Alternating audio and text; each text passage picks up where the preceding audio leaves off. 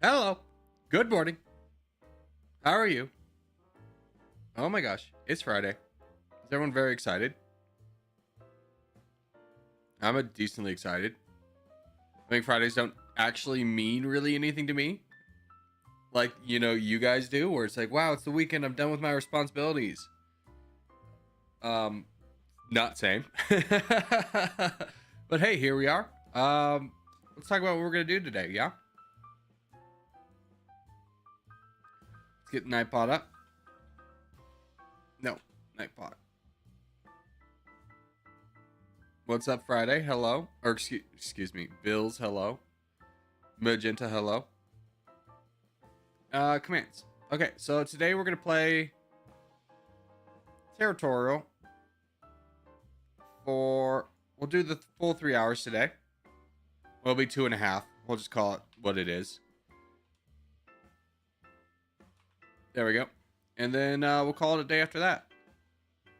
Update. All right. Let's play some games. I just won the Europe contest. Nice, dude. Congratulations. Sir Gus. Okay.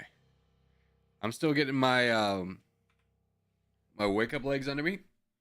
I've just been carrying this large burden of like not having fallen asleep at a good time. Yet yesterday was the closest it gotten all week, or last night, which was probably around 7 hours.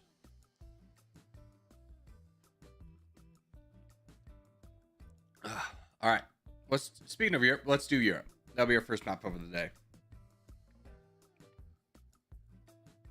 Free baguettes for everyone? Why? What did the French do? Better sleep schedule than me, then don't worry about it. No, I mean, it's kind of like, I know, especially at the end of the week, I notice it a lot more because it's like just even talking becomes very difficult. No, it's two teams. I mean, you're right, TJ. We should back out of this. We should back out of Europe. We'll wait for a non-two team. This is our one and only opportunity to do a multi-team game. We will do Scandinavia, which is a 7-team game.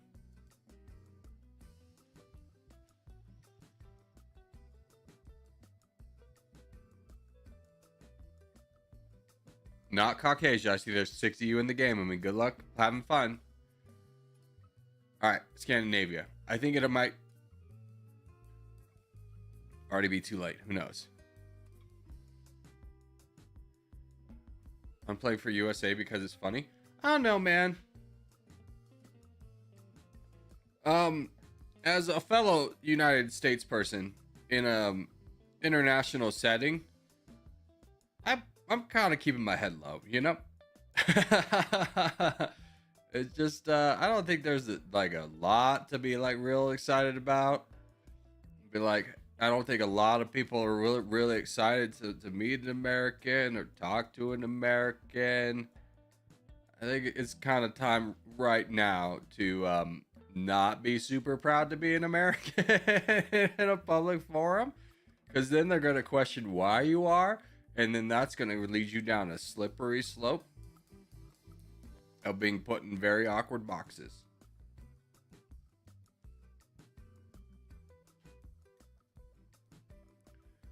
Yeah.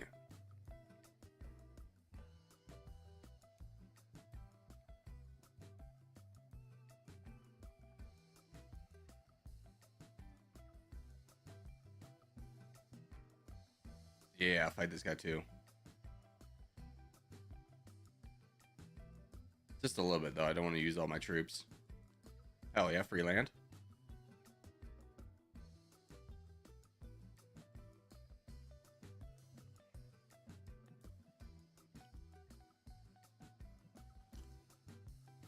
Negative, always be proud. No, I will humbly disagree with you on that one.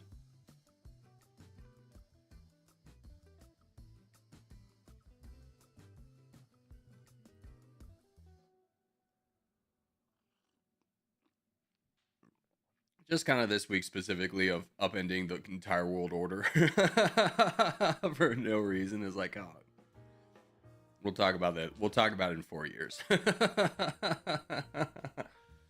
uh, Okay, how can we protect him? Not really. What can we do?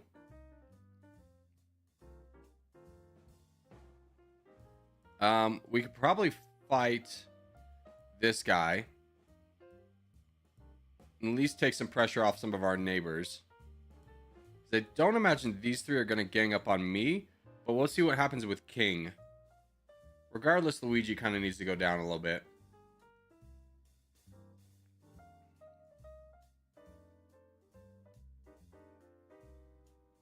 Hopefully the South. I mean, Brandon can wrap things up, but he really can't do it alone.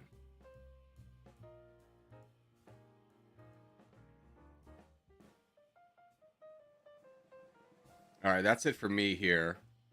Incognito, can you make any moves? Anywhere?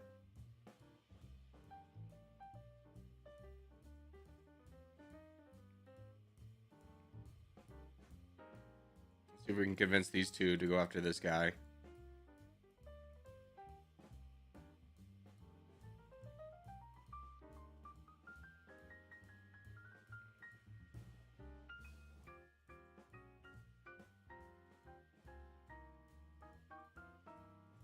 Yeah, if you fight him.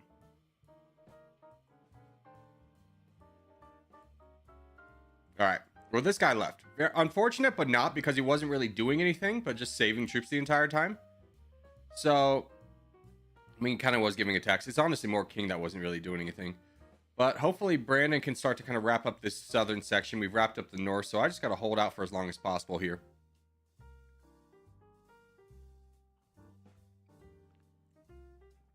The world's never had order. True. I mean, the world's always been at a state of chaos, but at the same time, the influence of that chaos was always the United States.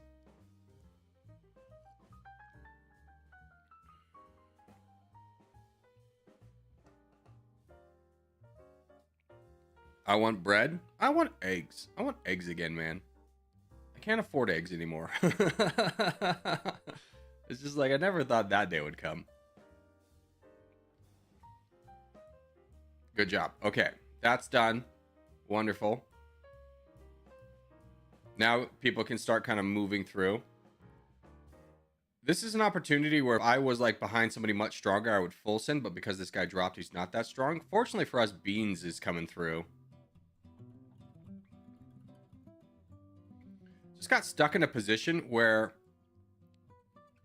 it was unfortunate, where there's just nothing I could do.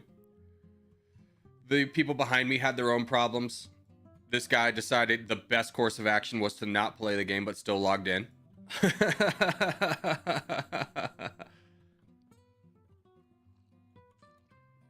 Buy a chicken? There's such things as zoning laws in America. I'm not sure if that's a real, how much that is everywhere else, but you can't just have livestock in certain neighborhoods.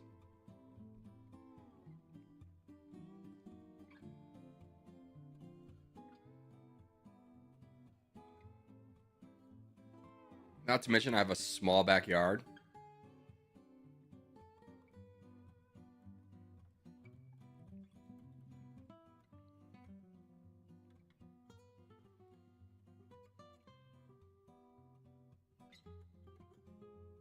Yeah, let's take a look at this game. Well, we could still potentially win it. Brandon, you gotta be active. You gotta do your savior complex again.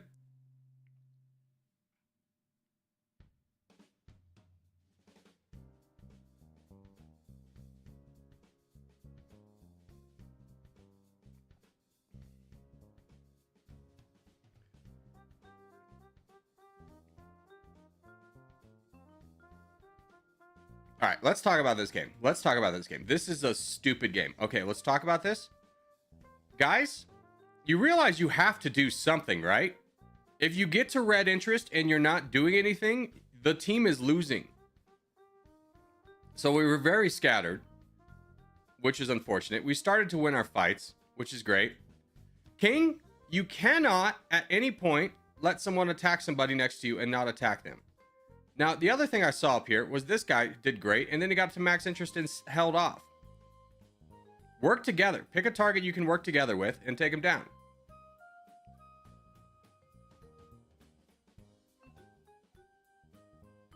Like right now, this is our best shot. This is the only place in the world where we have multiple people with million troops, right?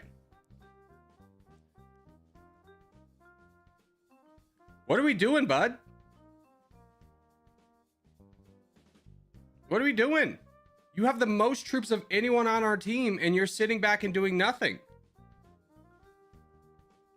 Why not attack a red? You have DJ to help you. DJ's literally helping attack the British Empire. You could help out with that. You're worried about this guy? Well, if he doesn't see the board and see that blue's winning, we were going to lose regardless.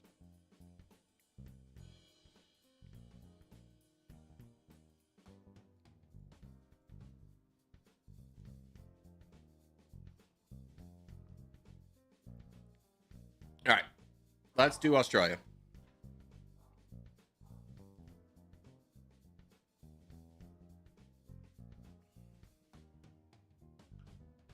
We missed contest. It's fine.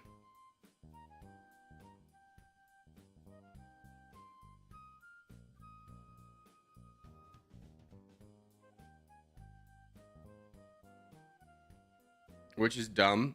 So much for the land of the free. Yeah, I mean, you could say that, but at the same time, if my neighbor, like I live in a neighborhood with small backyards.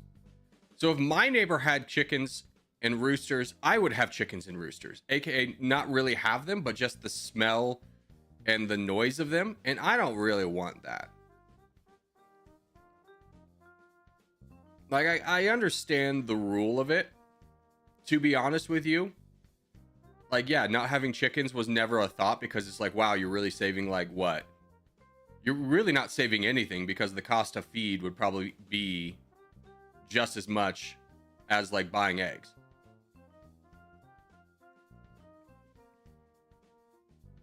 Don't get me wrong, I'm not arguing with you that America doesn't have ridiculous levels of red tape for the stupidest reasons. I don't know when we had to become a protector of every endangered species ever. Like, granted, some are more important than others and are keystone species, and that's why they're important. But it'll be like, oh, we got to protect this bird. I'm like, really? So, like, people don't get houses and like all the American dream stuff because like there's this bird that no one's ever heard of before.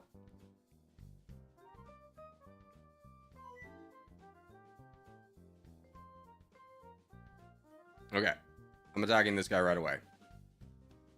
King, this is your chance to help me, or just stop spawning next to me. One of those two options would be great. Either we be active together, or you just stop like being the teammate I need to help me.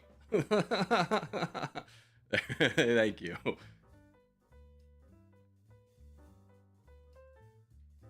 Maven, this is your chance. Get active.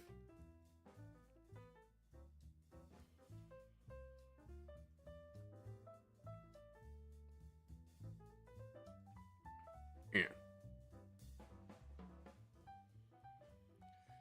Chickens are probably the easiest to keep. They are really easy to keep. I have kept chickens in the past. They are really easy and self-sufficient. As long as you build them a good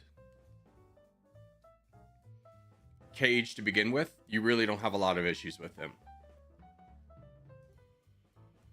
The only thing I will say for anyone who's never gotten chickens before is your lock needs to be more complex than you think.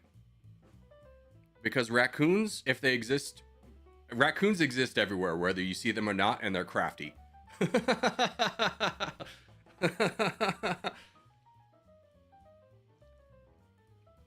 My dad was telling me when we were living in the Keys one time, the Florida Keys.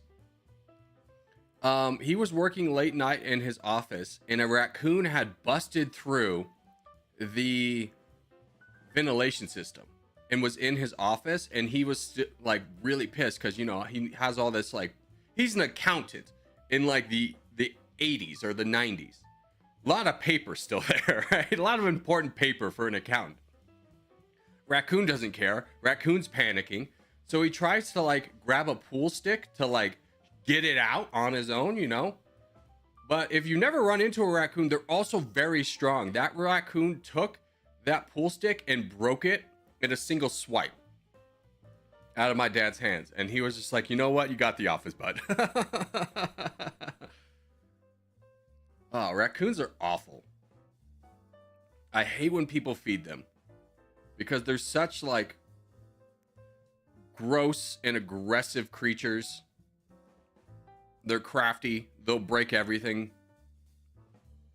Raccoons are awful. Raccoons are not really in Europe, are they? I don't know, man. Personally, I've never lived in Europe, but everywhere in the United States I've ever lived has had raccoons. They're mostly nocturnal creatures, so you don't see them. But I remember being in like Fort Collins, Colorado, which is very much northern Colorado, very cold temps.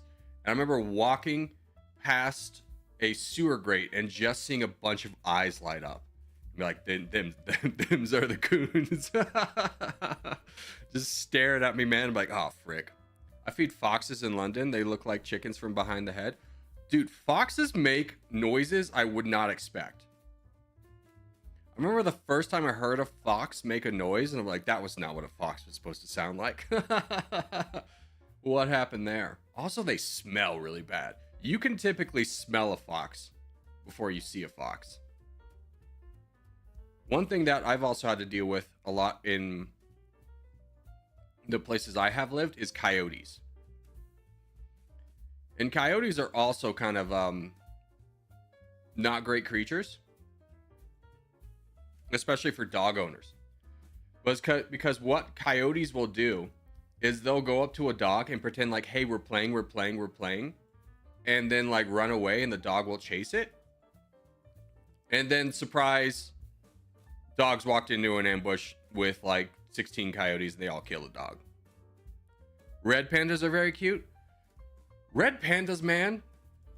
Yeah, it's gotta be frustrating for them because it's still a panda, you know, it's still a bear, but it's the most adorable one that's ever existed. So even when they go on their big, like, I'm gonna fight you pose, it's like, oh, little buddy.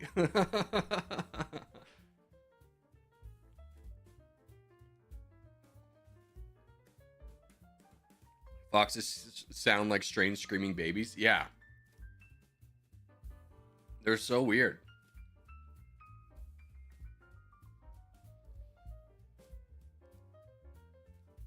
I've never really understood why people hunted foxes, though. Like, you know how that was like a big thing in British nobility was to like do a fox hunt? I never quite understood that because it's like you're hunting like the equivalency of like a small dog. I just don't understand the sport in that.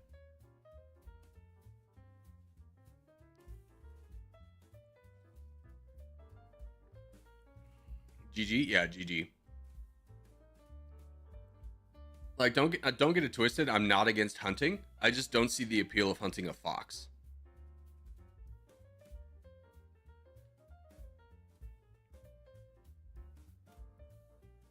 When do you record? Do you do a voiceover?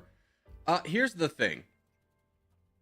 I record at random times, so basically people can't snipe me.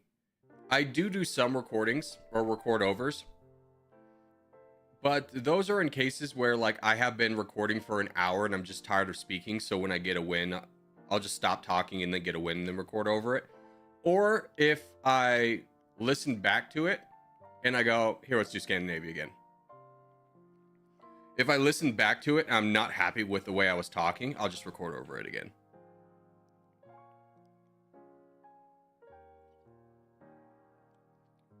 So it's far from any video over the majority of videos, but yeah, I do it.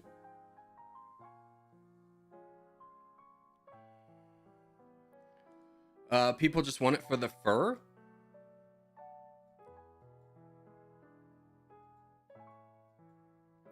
Sure. I mean, people want it for the fur, but like, why did it become the big, like, let's go hunting for a fox?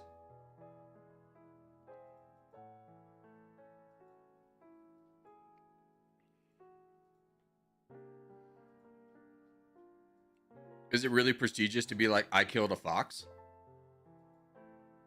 Or is it just like a cheaper animal to like release? But then when they release it, they barely even hunted it because they're just like, all right, we got 14 bloodhounds that are just going to like hold it down until we get there. It's like, you could have just killed it.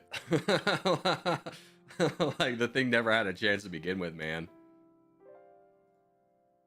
Speaking of not having a chance to begin with, my boy over here, Corgi Circus, is in a bad spot. We'll see what we can do. I would love to attack backwards, but I'm going to wait for Bluo.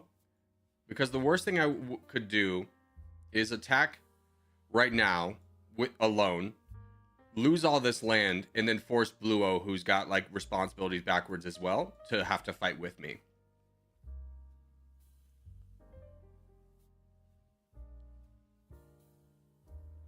You're super consistent with every video in your commentary. Yeah, that's because when I'm not happy with a video commentary, I record over it. I won't just like throw out like the worst.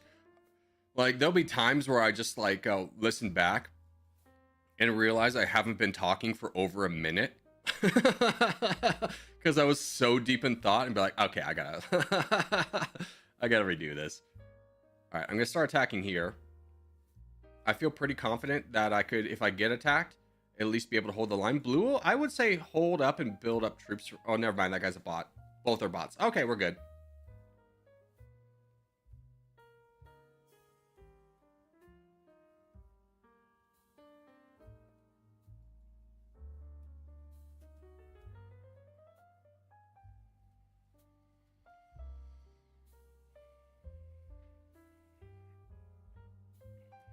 Los Pollos Hermanos, dude, Breaking Bad, such a good show. I'm gonna be honest though, when Gus, spoiler alerts, when Gus Fring dies, the show kind of petered off for me, only because it like lost the best villain it ever had. All right, I'm gonna start fighting over here because Blue's ganging up on the one yellow.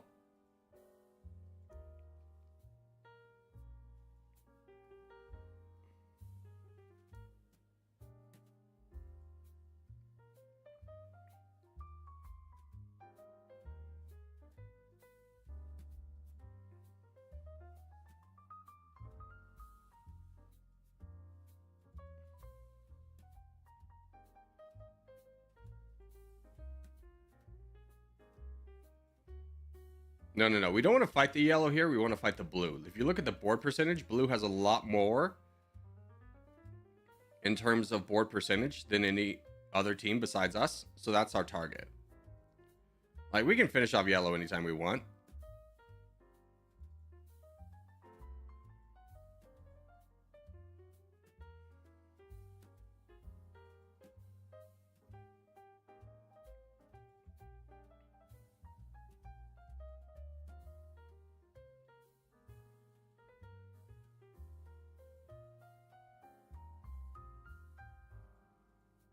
Hell yeah, thank you for that.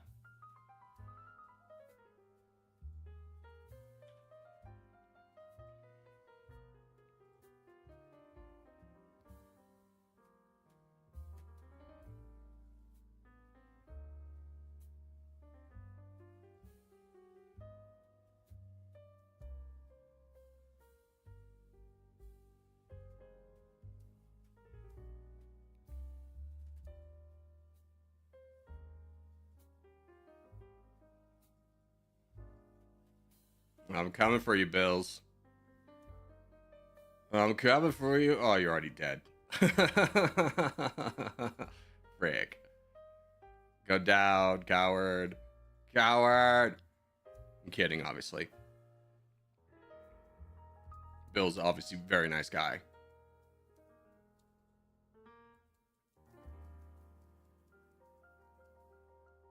Dude, I was playing a game last night, and everyone knows Trident plays typically against us and is a good player. And I was playing with someone who I think was faking his name, because I spent my entire time donating to this guy who I thought was the real Trident. And then he just did an attack for like 6 million out of his 7 million. I was like, Trident would never. Like, that was so dumb. Why would he do that? GG.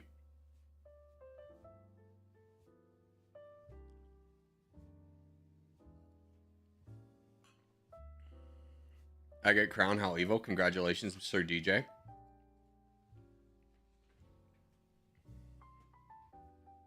I actually had to fight the blue champions, but I'm glad you got the crown. I'm glad you got to clean up the free land. Here we got 5 minutes for the next contest. Let us do a Worldle. That is Poland. Nailed it. Can you guess the 7 neighbors of Poland? Yes, I can. We have Lithuania. We have Slovakia. I'm going to skip that one for a second. I have to think about it. I know what it is, but I want to make sure. Russia. Oh, because I was like, how does it border Russia? It has that enclave. Germany.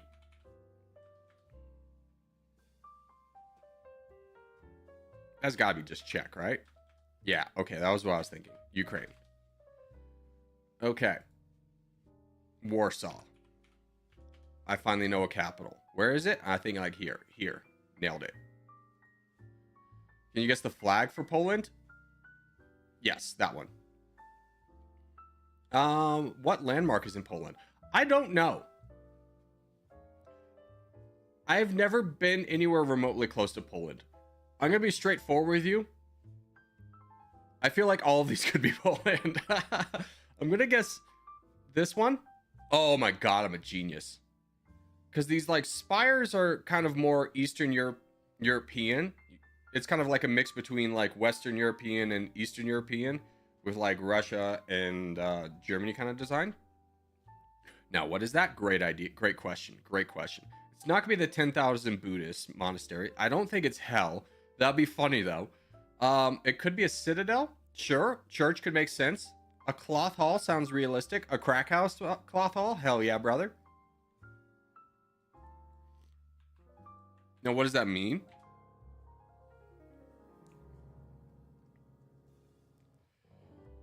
The Krakow Cloth Hall in Lesser Poland dates to the Renaissance and one of the city's most recognizable monuments. It's a center feature for the main market square in Krakow Old Town, which since 1978 has been listed as a UNESCO World Heritage Site. Oh, cool.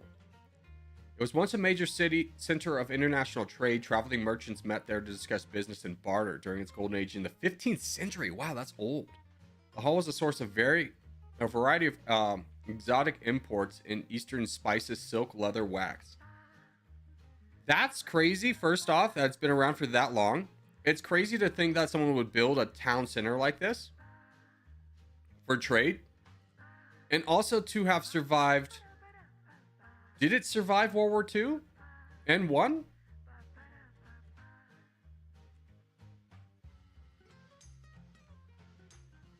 It doesn't look like there were any renovations.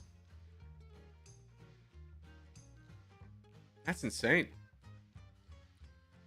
Krakow was Poland's capital city and was among the largest in Europe already before the time of the Renaissance. However, its decline started when the move of the capital to Warsaw at the end of the 16th century. The city's decline was hastened by war and politics, leading to the partitions of Poland at the end of the 18th century. By the time architectural restoration proposed for Cloth Hall in 1870 under Austrian rule, much of the city center was decrepit. A change in political and economic fortunes for the Kingdom of Galicia and Lodomeria ushered in a revival due to newly established legislative assembly. The successful renovation of the Cloth Hall, based on the design of Tomasz Berlinski and supervised by the mayor, was one of the most notable achievements of this period. That's so cool.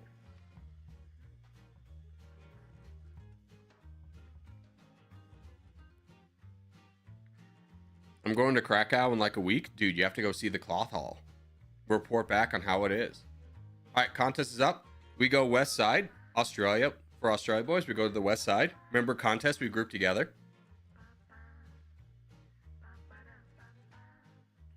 I'm here just in time for the contest. Let's do this. Hey, Tom. Good to see you, my friend.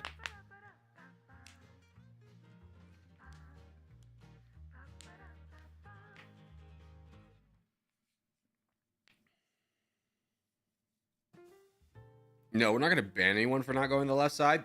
But basically, if you don't spawn with us by going on the left side, you actively work against us because you're basically putting our team at a disadvantage. The teams start out even, but when you work like... when you go off on your own and we can't work with you, you die off very fast, and then we basically we're playing a man down.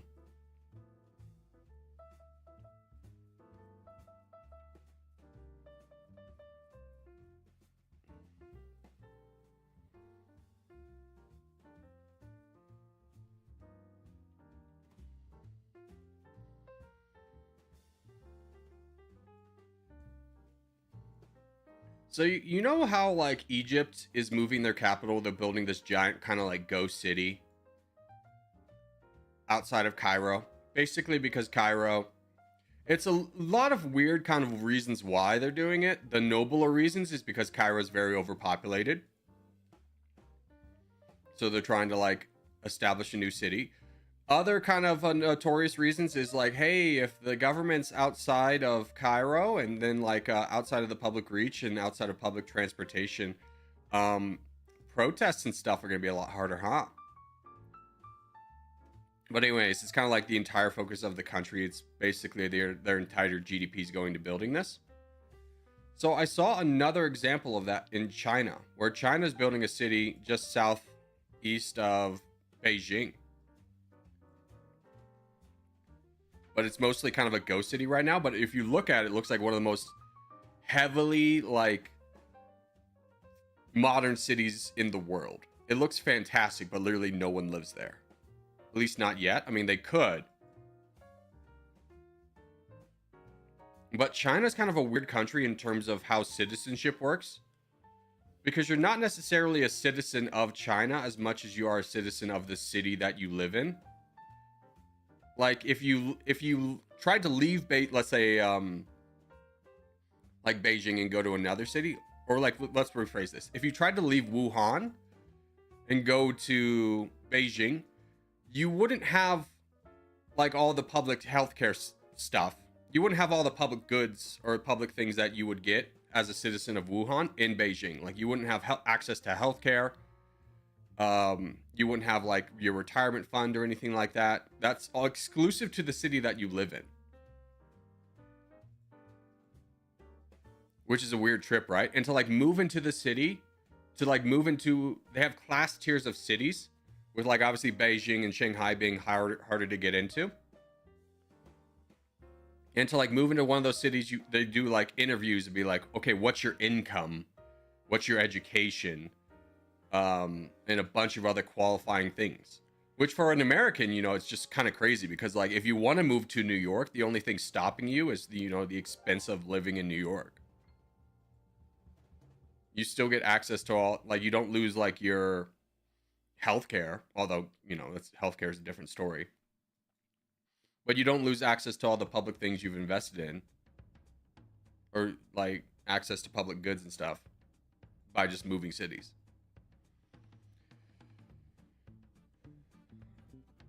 Switzerland, English only, please.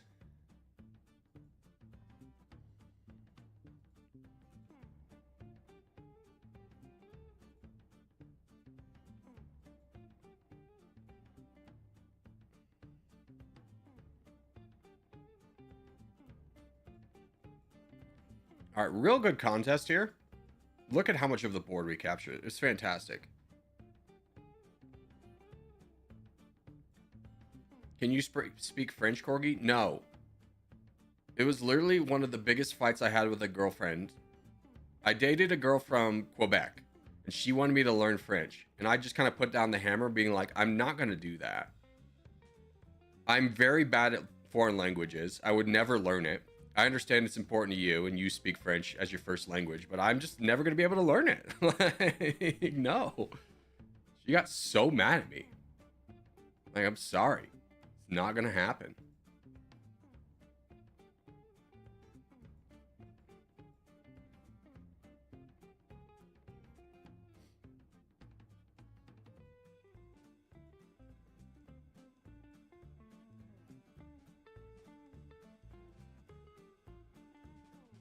I'm from Quebec.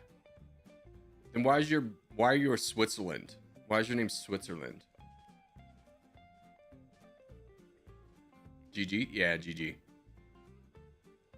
Ooh, dude, let's do the world next.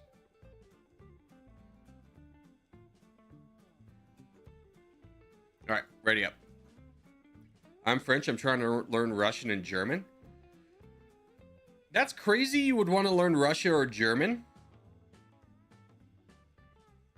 Because most Germans speak English, and you obviously speak English.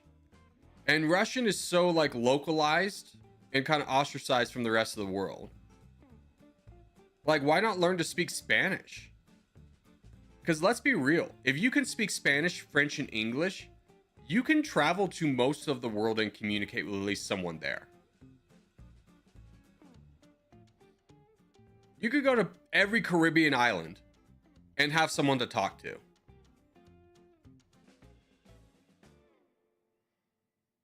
Most common spoken language of the world is Spanish. Oh yeah, speaking of Caribbean, I guess there's a few that speak Portuguese, so not everywhere, but it's still, even in Portuguese, I mean, I feel like Portuguese and Spanish, you could still kind of figure out what people are saying because they are similar enough.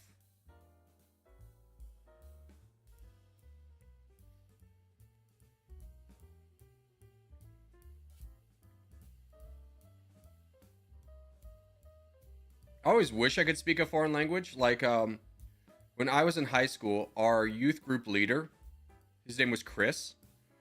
Really, like, cool guy. Like, he's everything that, like, you would kind of hope a youth group leader would be. Just, like, really, like, nice and respectful, but, like, not pushy. And just kind of wanted you to, like, learn.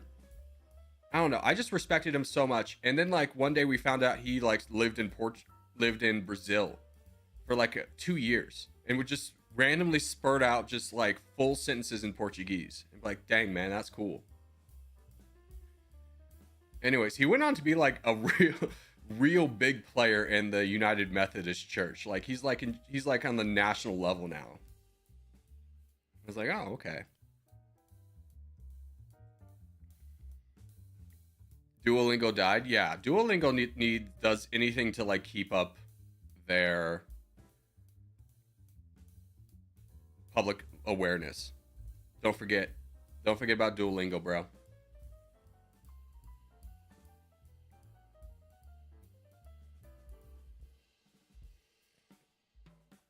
I heard Duolingo kind of sucks. Yeah, I heard the same thing. Like, it really doesn't teach you the language as much as it teaches you, like, phrases that honestly you probably wouldn't even use. Like, it's not very good at actually teaching you the language.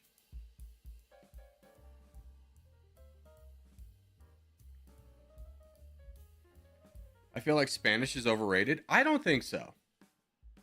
When you're talking about, like, a core language of the world to speak, I think Spanish is a good one.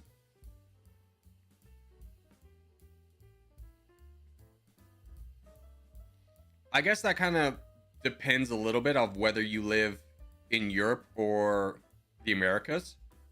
In the Americas, it's obviously more important to learn Spanish than probably any other language.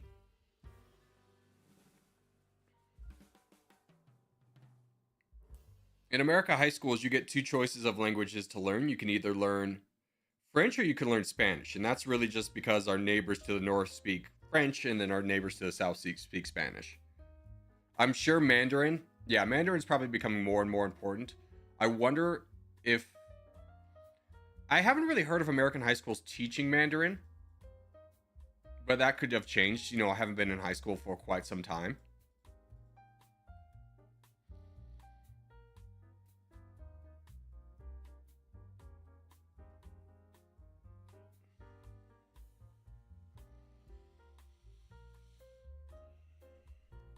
I learned English from YouTube. What a wild world. I mean, it makes sense. I had a Russian friend in high school, and he told me he learned English from watching TV.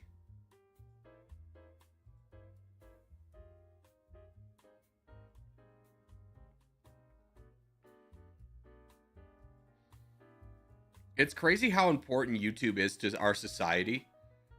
And to think, like, only, like, 20 years ago, we didn't have it. Because it's like 20 years ago, if you needed to do something, if you needed to fix something, let's say something broke, and you needed to learn how to fix it, you just have to ask. You just have to ask people. like most of them wouldn't know either, and then you just kind of like try and do it on your own. You know, like doesn't work out. And now you can just go on YouTube and be like, "Hi, I've been an electrician for 20 years. Anyways, follow my simple like 2-step process to do exactly what you need to do."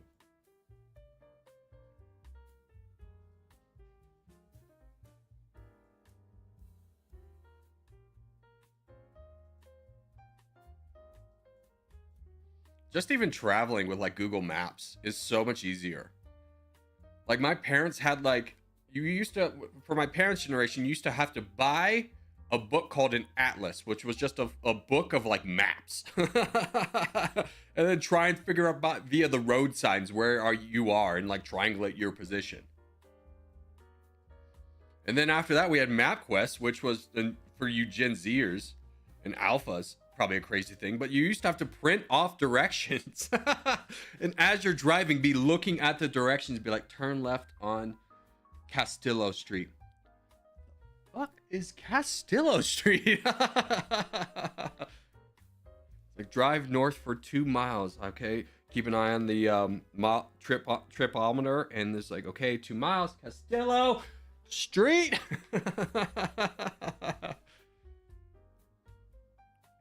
Dude, let's do North America. I'm excited for North America. Let's go. I heard a kid say sidewalk. We don't have them here. I watched a video of a guy from the UK getting mad because we called a sidewalk and they called a pavement. And he was just like, it's stupid to call it a sidewalk. And I was like, nah, it kind of makes more sense because you walk on the side, right? You just said pavement. Well, it's like the road's also technically pavement. So that's confusing, right?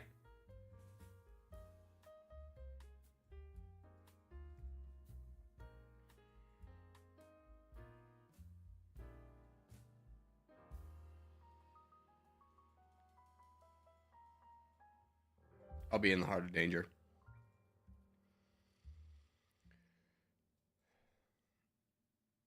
I got fiend for the sidewalk in front of my friend's house being slippery. What does that mean?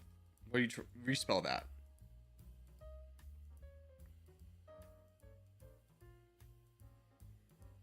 Sidewalk life? Yeah, I mean, nothing's worse than living in a neighborhood with bad sidewalks or no sidewalks. I mean, obviously things are worse, but it is like really annoying.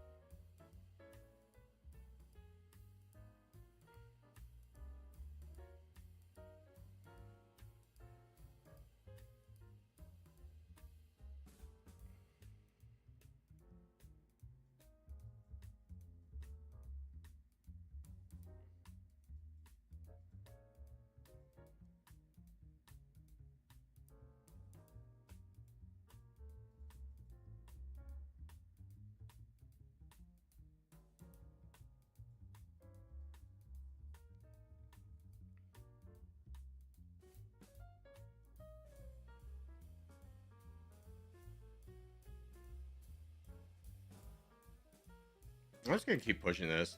There's so many weak people down here. Ignore the danger.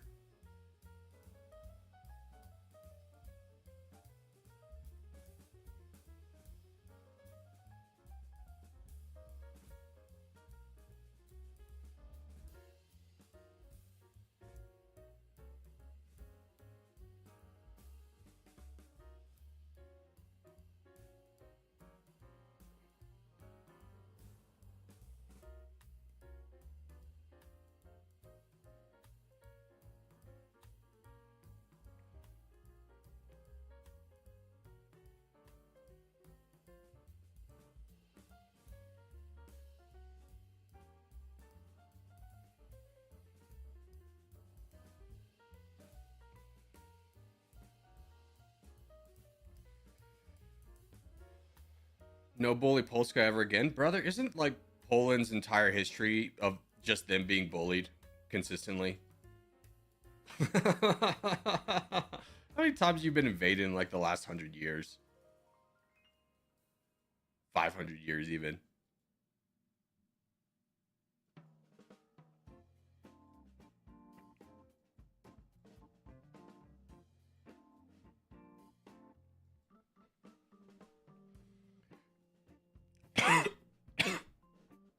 I think Canadians should replace the maple leaf.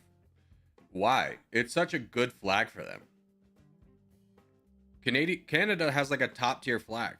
Here they are creating a flag with unique colors, and then also an emblem that's unique to their country and is incredibly recognizable. Canada has a top tier flag.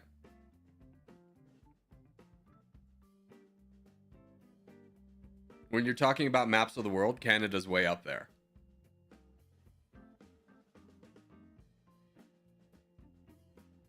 And you know who's another really creative flag but doesn't get a lot of credit? The United Kingdom. It's very recognizable. It's all the kingdoms in the United Kingdom's flags overlaid, but it looks good, right? They did a good job with that one.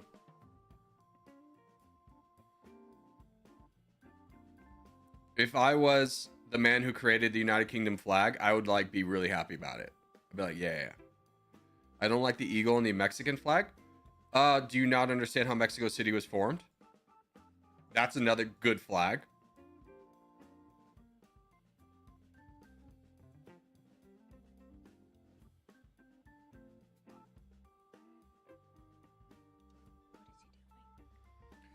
Yo, NSDQ. Becoming a sponsor. Thank you, brother. And per usual, I lost track of the conversation. Yeah. It's not like a coherent be like, oh, we were talking about this and then this is related to this. It just kind of bounces off what chat's saying. And what chat typically says is just like so random. You gotta hold on. The Welsh flag isn't the best. Strange looking dragon. Yeah, I'm gonna give knocks on the Welsh. Their flag looks like what their flag looks like is they're like a country in a medieval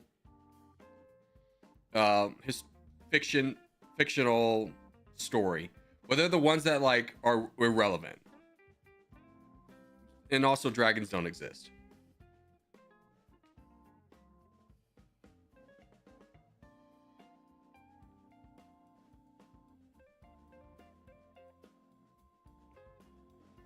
Hey man, I played a game against you. I'm gonna be straightforward with you. You probably didn't.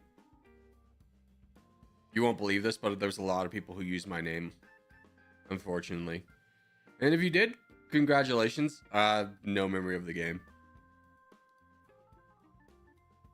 All right, I'm gonna. Hey, let's stop using caps everywhere, boys.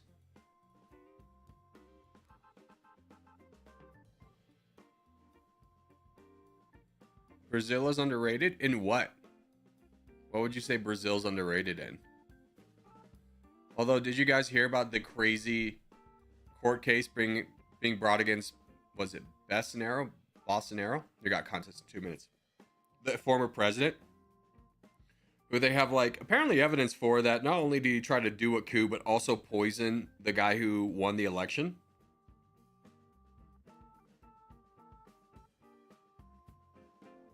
Weird stuff. Bro, Brazil is overrated. I hate seeing that Brazilian funk everywhere. Why? It's not bad music. If it's not for you, it's not for you, but you don't gotta hate it.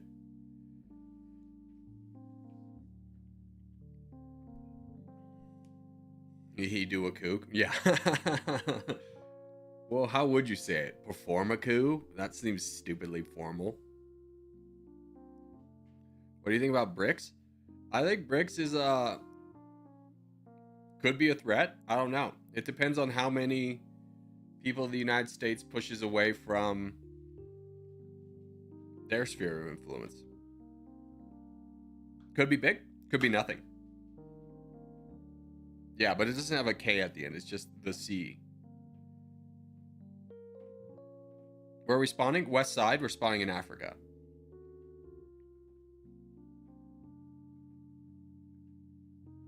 Didn't he like pump and dump a cryptocurrency? No, that was the Argentinian president, not the Brazilian president. Different countries. But yes, the Argentinian country did join in on the fad of world leaders making a pump and dump crypto scam, joining President Trump, which is just a wild. It's just so wild we haven't legislated any kind of thing against that. But at the same time, especially in the United States, when you look at who's representing us, it's just like there's a big chunk of people, especially in leadership, who are of like the baby boomers generation or older, who don't understand cryptocurrency. Of course they wouldn't. Like, God, anytime they bring up like a tech CEO and like have to explain to some boomer the concept of how Wi-Fi works, it's just like, what what are we doing, guys? Like, I get it, like he might not be good with technology, fair. Why is he the guy like asking questions of the tech CEO? Do we not have someone who would specialize in that field a little bit better? Just freaking A, man.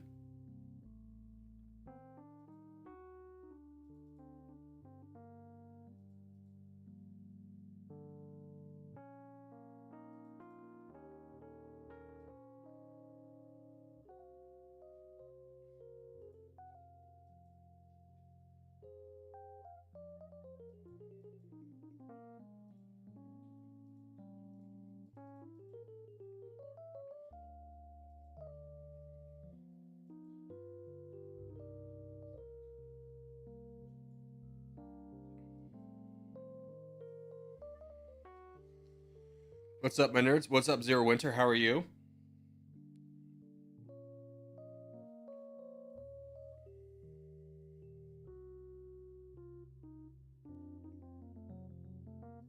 Okay. I'm just putting you in timeout for 30 minutes. You're just kind of like derailing the chat.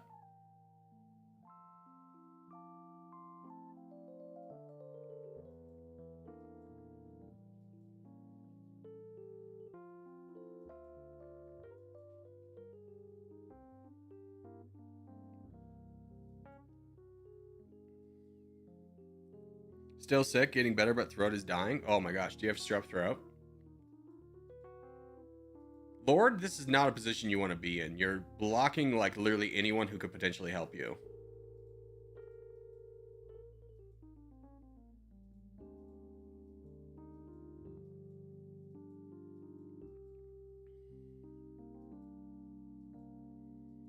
I'm just gonna merge over here. Probably Stone will have the best chance of helping out future. Well, actually, I'm gonna donate Void.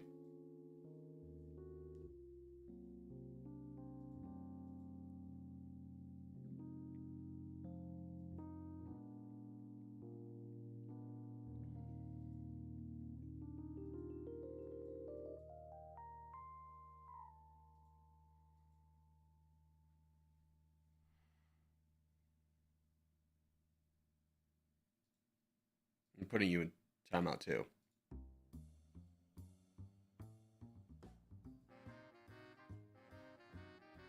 Who is Void? I still don't know. I think Void's just Void, right? If I remember correctly. Merge successfully. Yeah, we did merge successfully there. It was a little bit of an interesting move. Fortunately, Crunchy and Matador were able to handle the backlines on their own.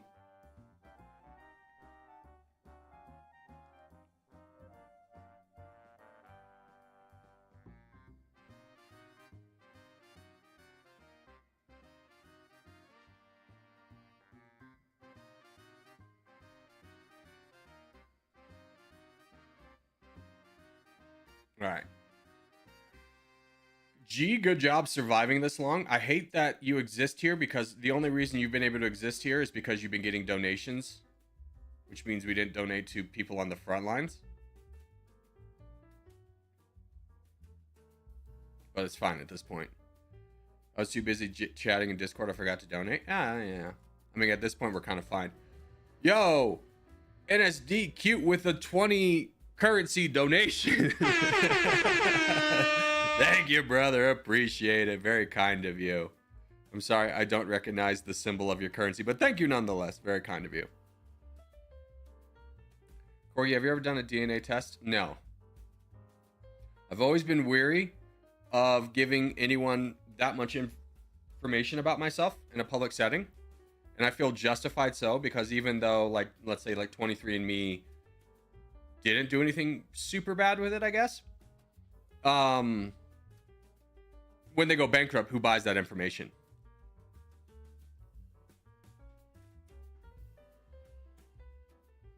It's Indian rupees. Okay, thank you.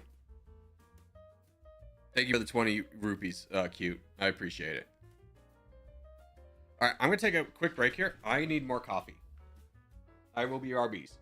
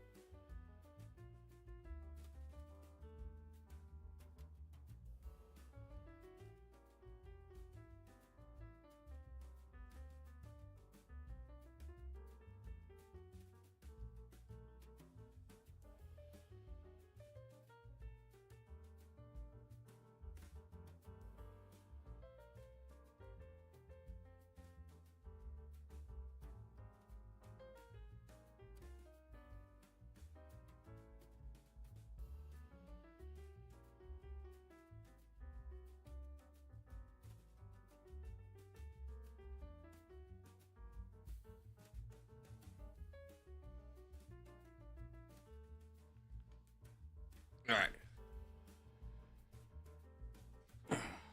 Hello.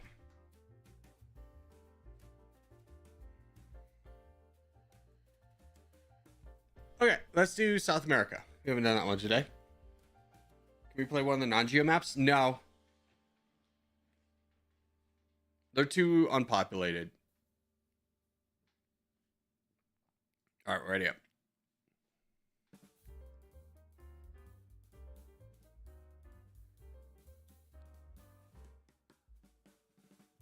I only like the geo maps. I have an appreciation for non-geo maps. It's a different strategy to play them that I find enjoyable. But I wouldn't play them exclusively because, you know, going against more people is a little bit more fun too. I'm out. Good luck.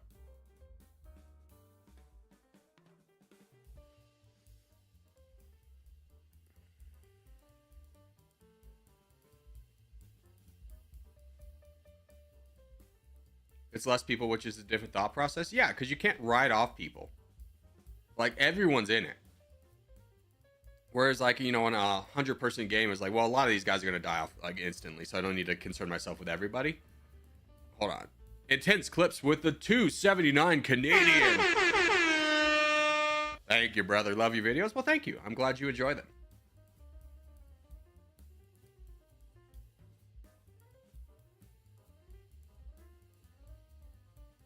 Okay.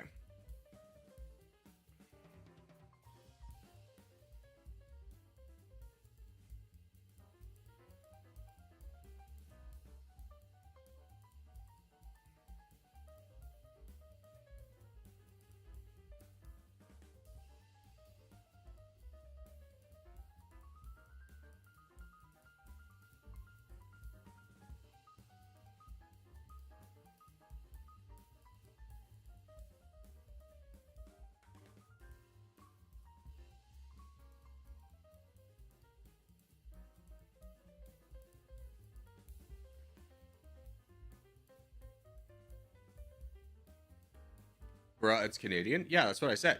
I said Canadian. If you're struggling with getting endgame in the geo map, my guess would be you're not playing the political game well. Yeah. I think that's one of the best things about well, geo maps, I would say the exact opposite. I would say the non-geo maps, you learn to play the political game a lot better than you do in the geo maps, because the geo maps, just because they have so many players, it's not that hard to get to the end if you get good R&D. You know, if you just get good luck, you can get to the end. Where in the non-geo ones, the end game I consider like 4 players or less. It's really hard to get to the get to the end game in the non-geographical maps if you're not playing the political game well.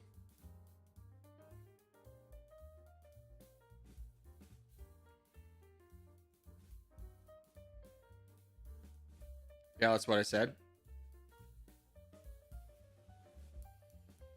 Oh, you did say that exact thing. I trailed off your message too long, didn't read. I didn't read that end part where you said exactly what I said. Yeah.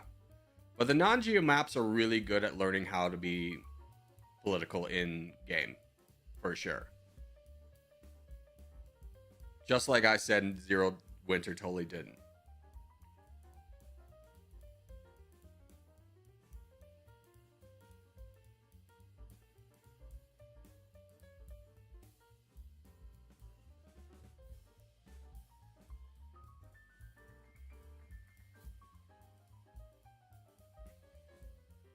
Who's this? The hell are you? The hell did you come from? You have 35,000 troops? No way.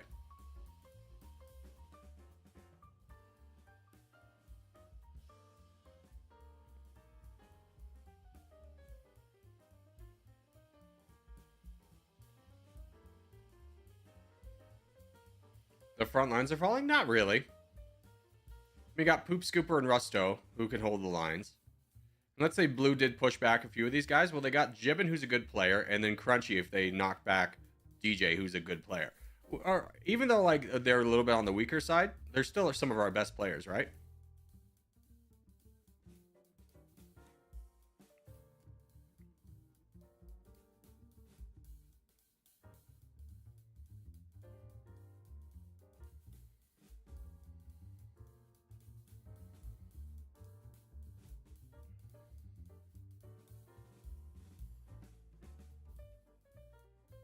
Player 190, this is your chance to get the crown. You got to push here, bud.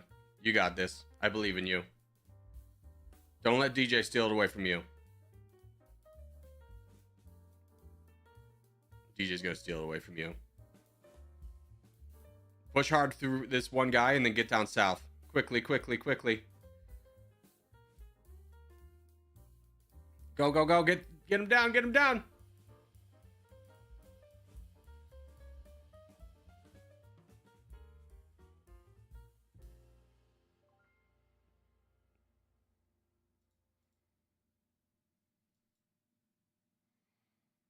Is it going to be enough? It's not.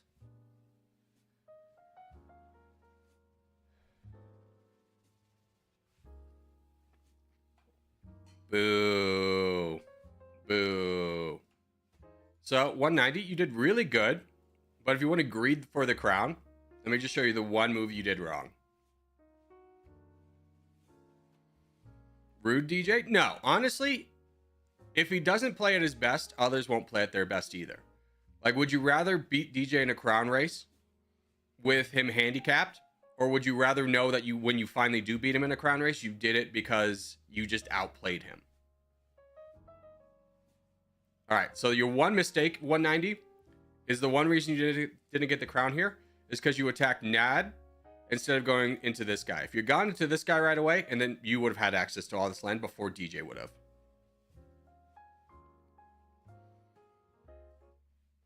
Like, when I play chess against my friend Kevin, who's much better than me, he goes hard on me every single time. I've only beaten him a handful of times, but the handful of times I've beaten him have felt amazing because I know he's never going to hold back on me. He's never going to let me win. So when I do beat him, I know I just outplayed him. I'd much rather have have that. Kevin mentioned true. Dude, we're starting a D&D group on Thursday nights with my friend Kevin and Aaron and their significant others. And last night we spent the entire night creating our characters. And I was not aware of how much fun creating a character actually was. Because like, yeah, you get to choose like your class and your race and stuff. But then like rolling for attributes was really fun. Like rolling for height and rolling for weight. Like he misread how much the how to do the height and the weight. So initially my rolls was like I was 5'1" and 236 pounds, which was funny because I built my entire character up to that point about being stealthy. So it's just like this freaking ranger who's 236 pounds and 5'1", just boom, boom, boom, boom, boom, do, like sneaking through. Oh my gosh. But then we actually did the math right. It's like, okay, he's 168 and 5'11". That's better. And then the joke was like, no, dude, I'm 6 foot. I'm 6 foot.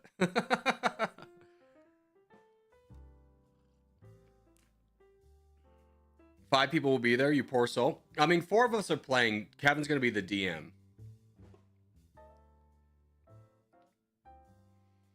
I think that's a pretty good number because we're all new to D&D, besides Kevin, who's going to be the dungeon master. Here, let's just wait the 3 minutes. So I'm pretty happy with that kind of mix. I mean, me and Aaron were way into it, and the girls like gave up halfway through.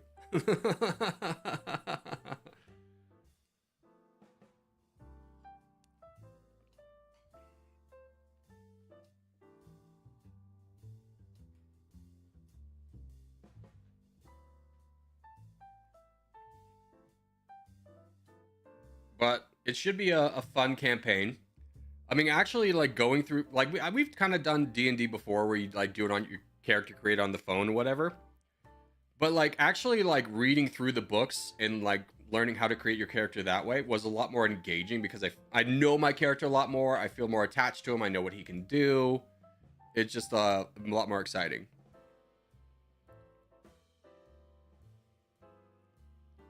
I don't know if anyone's ever played D&D, but you know, if you haven't, just think of it as Baldur's Gate with analog with rolling. Like even rolling all the different sided die is fun.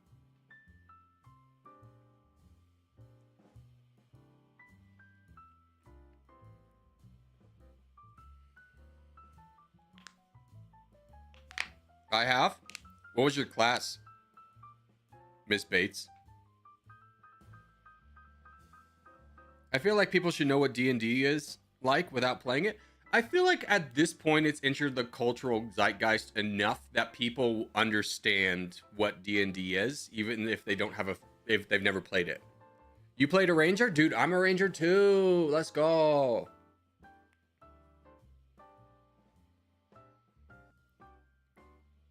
So we rolled for stats as well. If you don't know how to roll for stats, you take 4 die, 4 6-sided die. You roll them. All right, contest is up. South America, we go top. You roll them, and then you take the 3 highest and add them together, and that's a stat. And then you get 6 of those stats, and then you can assign them the way you want. I got a max roll of 18. And I was like, hell yeah, this is going straight into Dex, baby. I was an elf. I'm also an elf. I'm a wood elf. I'm a wood elf. I have a longbow and 2 hand axes. And I'm just like, oh yeah, bud. And I learned you could throw the hand axes, and I was like, hell yeah. I wish I had friends to play D&D with. I mean, honestly, it's exciting to play the game, but more exciting because we're all in our 30s with a lot of different responsibilities. Like Kevin and Elise both work multiple jobs. I'm the one who's got the most flexibility as a streamer. Aaron and Annie both work and they have a child. So it's more of an excuse to like make sure we have a concrete plan to hang out with each other still. I have a longbow and daggers. See, I went with the daggers until I learned you could throw the hand axes. And I was like, no, let me get slashing damage because I already have piercing damage with my bow.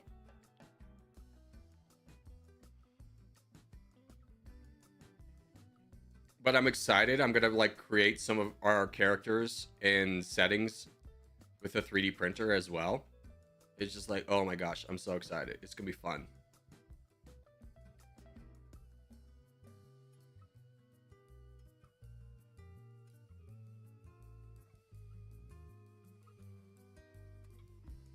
Yeah.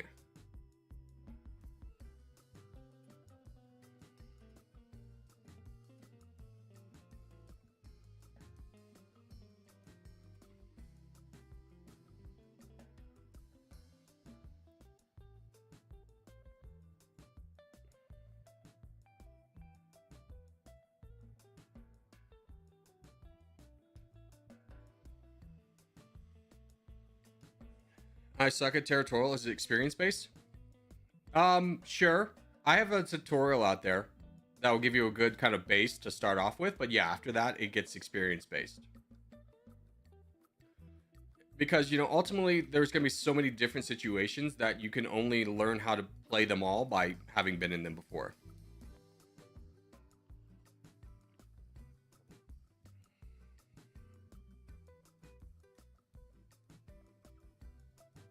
Yeah, no name, I got you.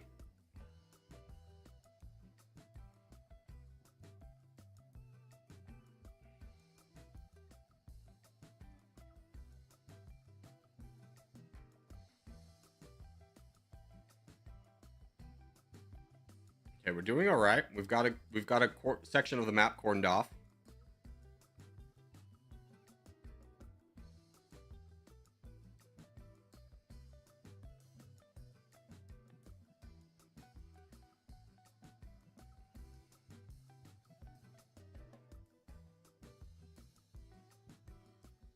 Wonderful, wonderful. Was the pun intended? Um, no, but isn't that like a weird thing? That's like is like so socially normal to clarify. Is like even as the speaker, like pun intended or pun not intended, to like break up what you're talking about to like clarify your speech. Which, if you think about the English language, is so weird because we really don't do that anymore. We don't be like sarcasm, but it's like pun intended, sarcasm intended. Weird, right?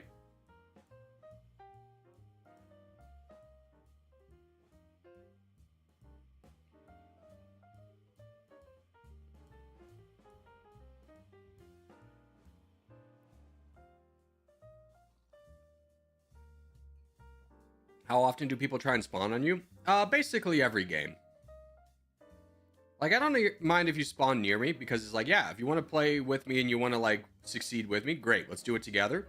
But when people spawn directly on top of me, it's just like, okay, we could have worked together without like cannibalizing each other's land.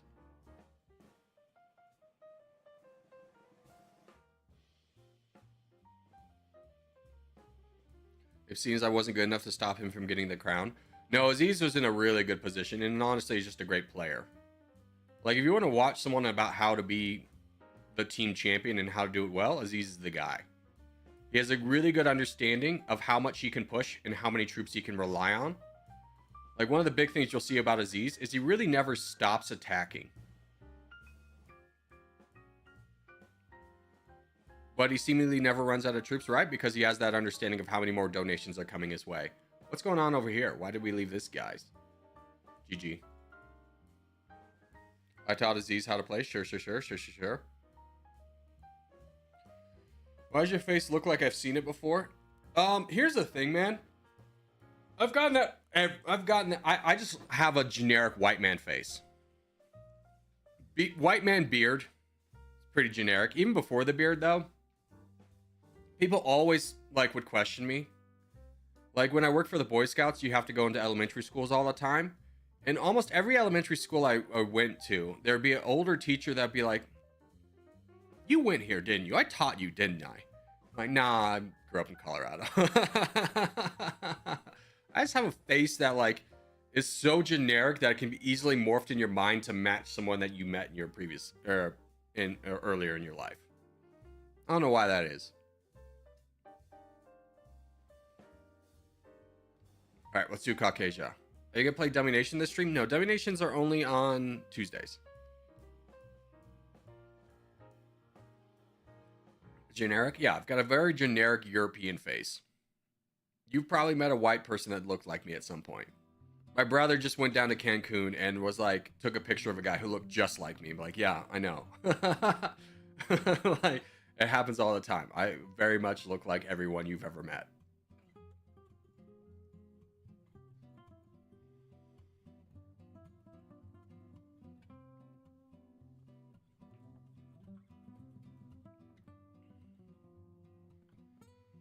Probably hasn't won today. Okay, Hori's high school bully, welcome back.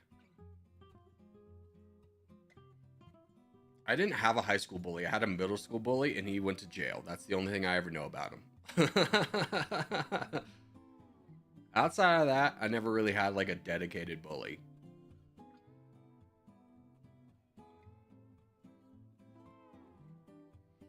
High school is when I started working out. And there's nothing that gets rid of bullies faster than just working out, man. The only time like someone did something to me in high school was we had this weird tradition in our gym class where we would like throw our shoes on. We'd like, you had an assigned spot to sit when the class started. We would try and throw a shoe to like, you would get changed and then you would walk out without your shoes and you try and throw it to where yours was. As one guy picked up my shoe after I threw it and threw it across the room and started mocking me. And I just immediately like grabbed him and threw him against the wall. And that was the last time he did that.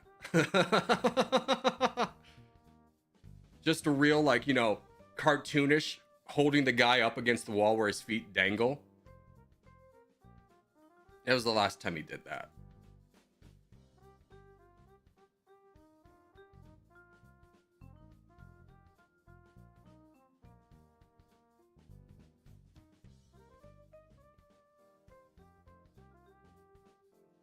All right, doing fine. Captured this area. This guy's gonna be a little bit of a problem, but once we get Bill's 808 and She's all involved, those guys should be able to handle that.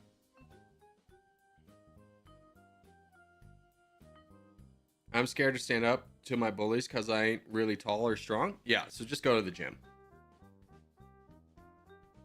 Like, there's never going to be a talking your way out of your bully type scenario. Or ignoring your bully. You just get strong. From my experience.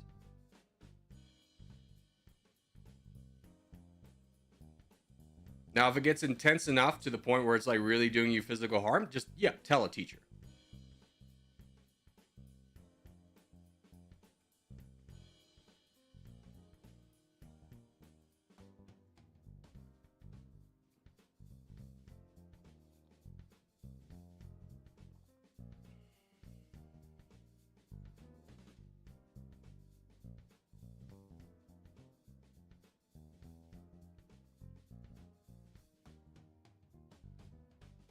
All right, that guy's done. Everywhere's done. How hard is it to get a 3D printer? Super easy. I mean, yeah, it is like $200-300 investment. You can catch them on sale though. But like I got a Elago Mars 2. It's easy. And then the actual process of 3D printing super easy. Basically, there's a lot of websites where you can get designs, and then you can use Blender if you want to combine the designs. But after that, you just have a USB. You put the files on the USB, you plug it in there, and then you just select the file you want to print and say, all right, print it, and then it's ready to go. Sure, there's some learning stuff you have to do about like how to cure it and whatnot, but you know, YouTube's there. That's how I learned. No network? No.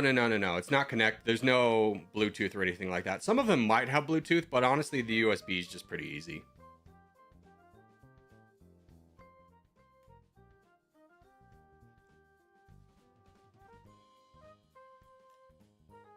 If you're just starting out, I would highly recommend the Elago Mars.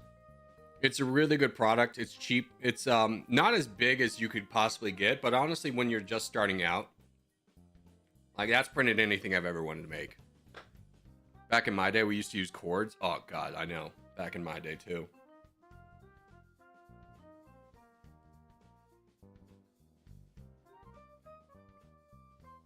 Anyways, thanks for helping me kill time at the airport while I wait for my flight. Oh, ain't that just the best? Just sitting in an airport. Hopefully your flight doesn't get delayed, my friend. Let's do Australia next. 3D print a corgi? I actually looked at files for a corgi and was like, I'm not really impressed with them. I'd have to design my own and I don't really want to do it. Did you 3D print the boat? What's the boat? What boat? I have a boat?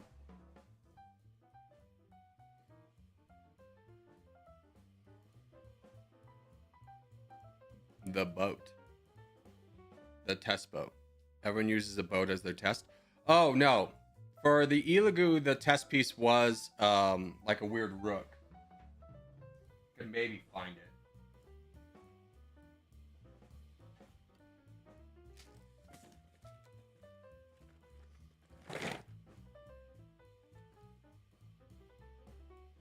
Oh no, it's somewhere.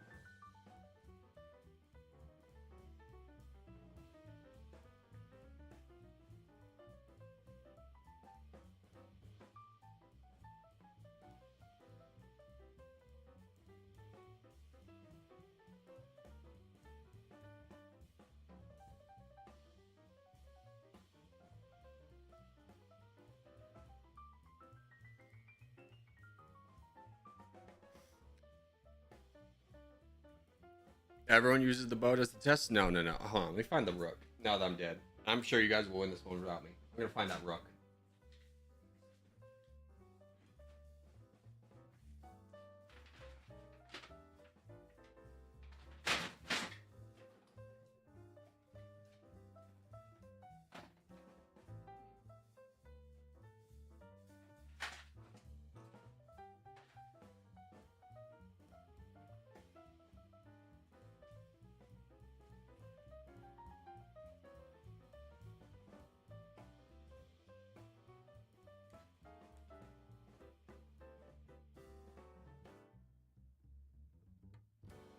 Aha!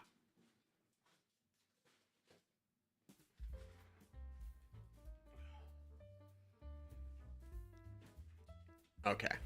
So this was my test piece. Is this spirally rook thing?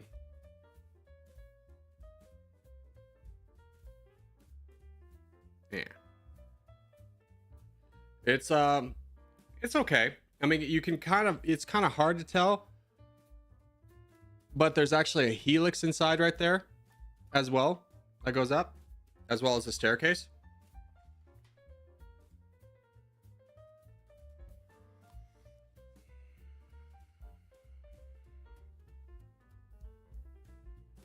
Did you print a 3D map? No. I would prefer you guys just to figure out, learn geography enough that when I point in like, oh, we're doing donate to him, he's in Poland. But then you look around the map, like, and then you find like, let's say Abaglula in Poland. You go, okay, that's where Poland is.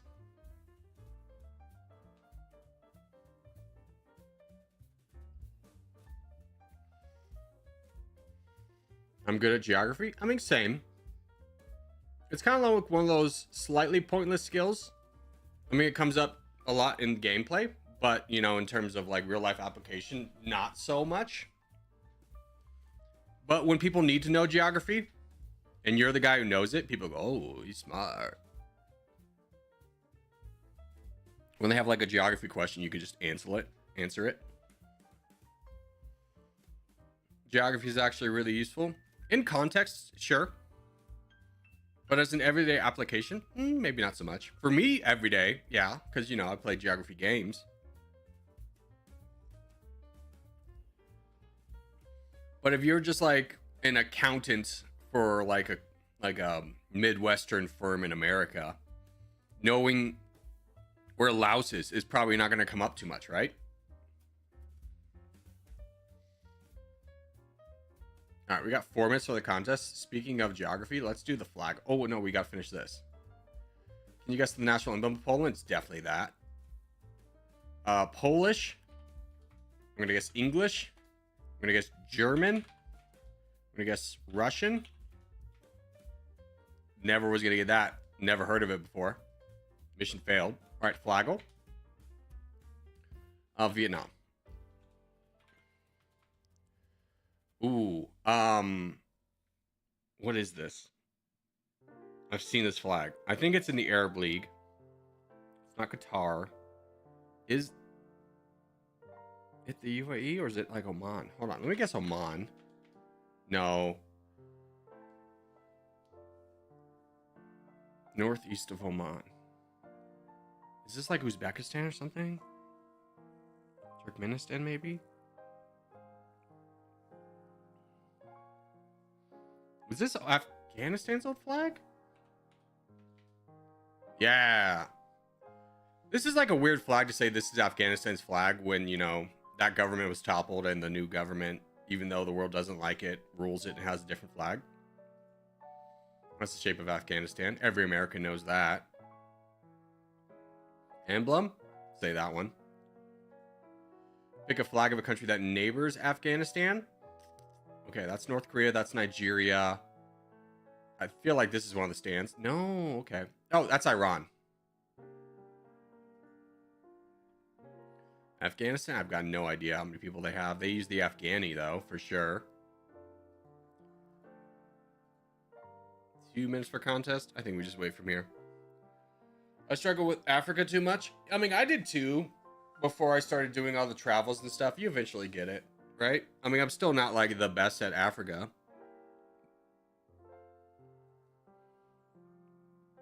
America's longest war was with Afghanistan. Yeah, how embarrassing is that we didn't have anything to prove from it?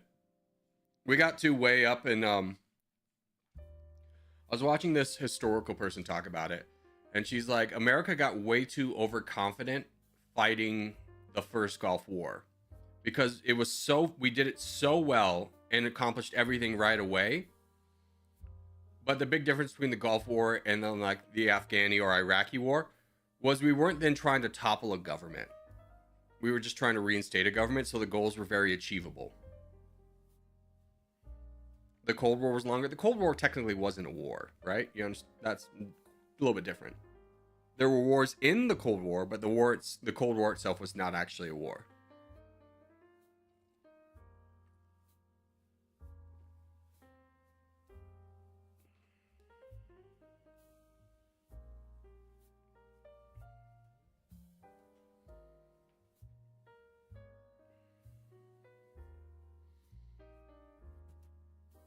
All right, contest is Africa. We go top right. We want the Arabian Peninsula. So no matter where you're going to go, if you're going to be front line or back line, everyone needs to help out the team by spawning in the Arabian Peninsula, making sure we have good coverage there, and then spawning out close to the Red Sea. Do not spread out far enough that we cut off the team in West Africa and South Africa from fighting each other.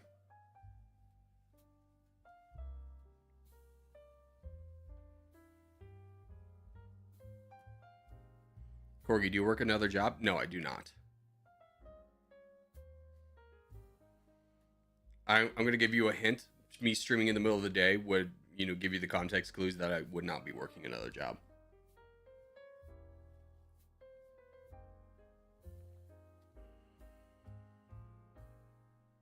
Yeah, top right, northeast, the Arabian Peninsula.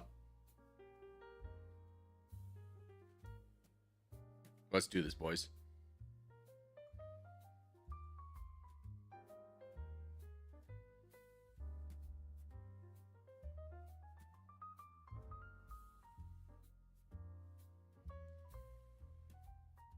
Are you happy when, as you thought you'd be when you started doing YouTube?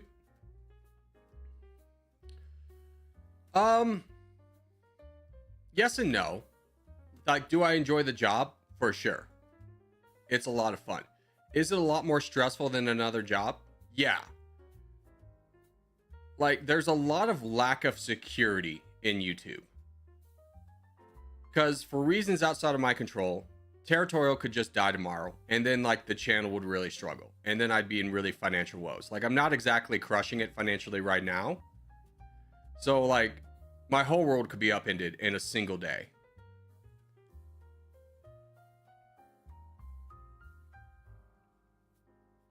Which is, you know, a lot of anxiety.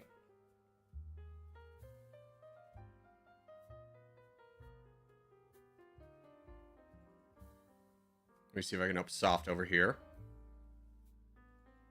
Go soft. And then let's work on this guy together. Can the three of us work on this guy together?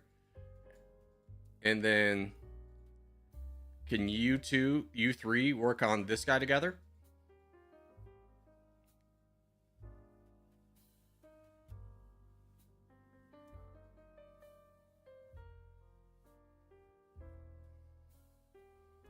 I personally don't think there'd be anything more embarrassing than trying to stream snipe and being ignored the entire game.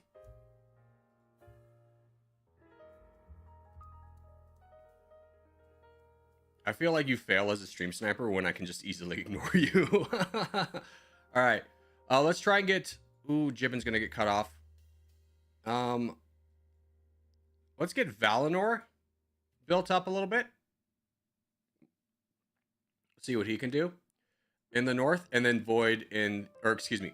Valinor in the south, Void in the north. Those two should be our donation targets if you're looking for somebody. A stream sniper? What's a stream sniper? It's when someone looks for my name, clicks on it, and then spawns right on top of me to try and make me lose. Like, immediately attacks, even though it's not beneficial for them or their team. They have no desire to try and help their team win. They just want to make me specifically lose.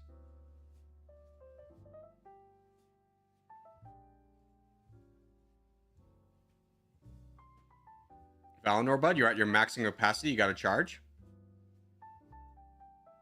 You got to fight somebody. Come on, I'm just trying to give you an opportunity as a new person to be the champion. You got to fight somebody. You're doing good. You're doing great, kid. It's weird that you boated over here somewhere for some reason, but oh well. You don't need help. You're doing fine. You're the help, bud. You're the guy.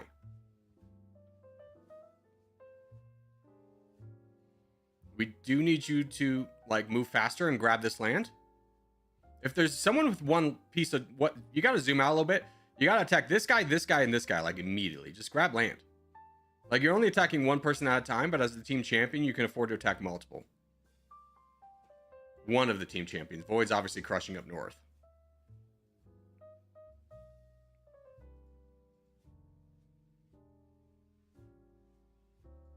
There's another guy with 0 troops. Grab his land.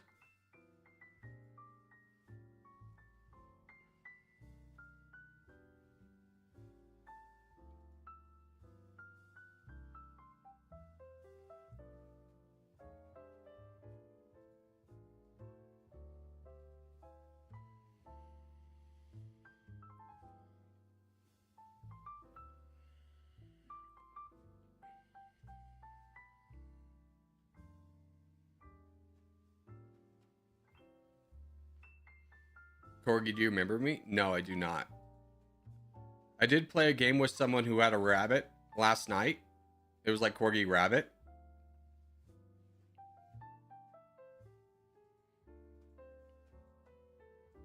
If that was you. Hi, Corgi. What's up, Craft? Good to see you, my friend. Keep charging. You got this.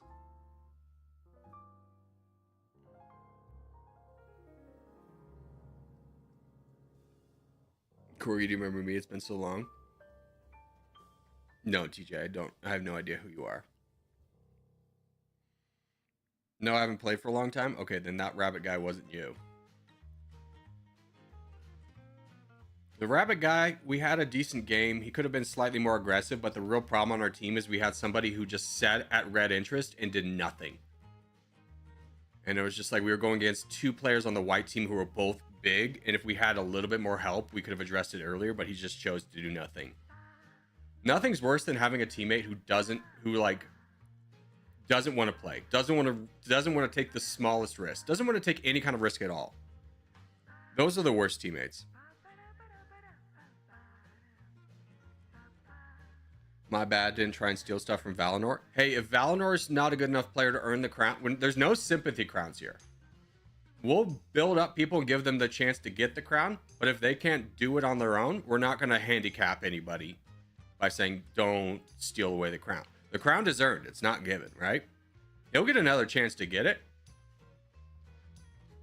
But if you can take land bills safely and you're not just like stupidly in the fight for no reason, like aka you have 200k troops at the end of the game still trying to fight, then it's his responsibility to block you off to turn you into a donator, right?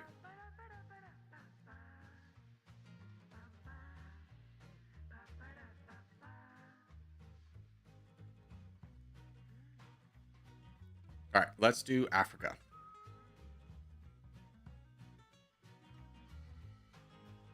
No, we just did Africa. Let's wait. We'll do Caucasia. We'll do Caucasia.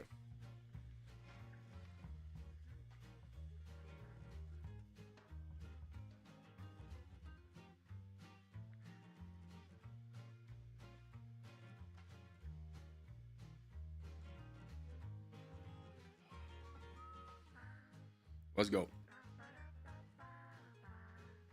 It's a 2-team. It was going to be a 2-team regardless. I usually say in the backline's impossible. There are rare occasions when I random spawn. Yeah, I mean, backline players are the most important players on our team. If we don't have the backline players, then nothing matters.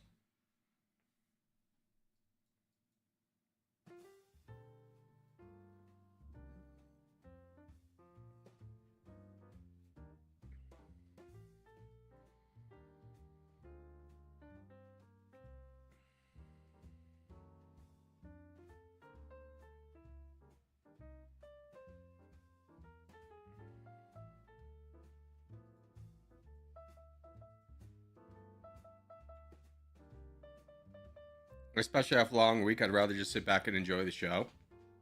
Yeah.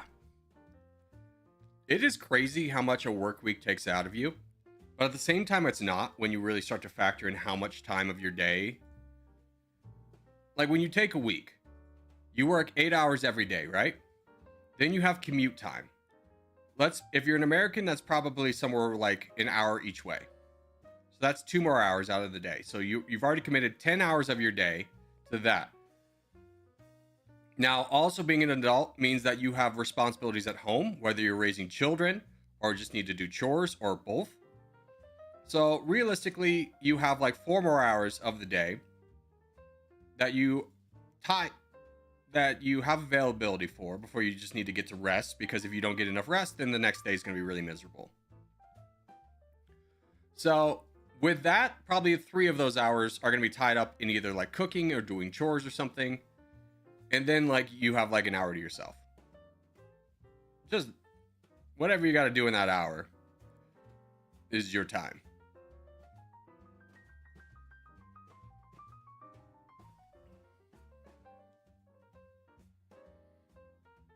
Basically, the entirety of your work week is tied up in either like making sure you survive or working or getting ready for the next day of work. It's a rough existence.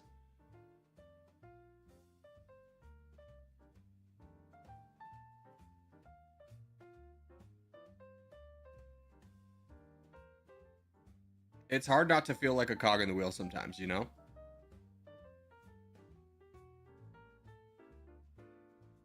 All right, so we got a cheater over here, a guy with 2 names. Magically spawns right next to each other.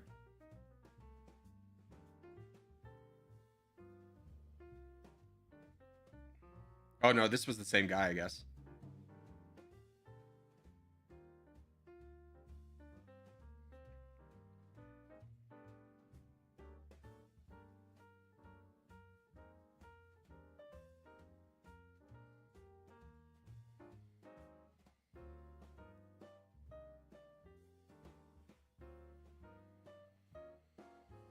All in all, we're just another brick in the wall. That sounds like a music lyric somewhere. Was that a Rage Against the Machine lyric?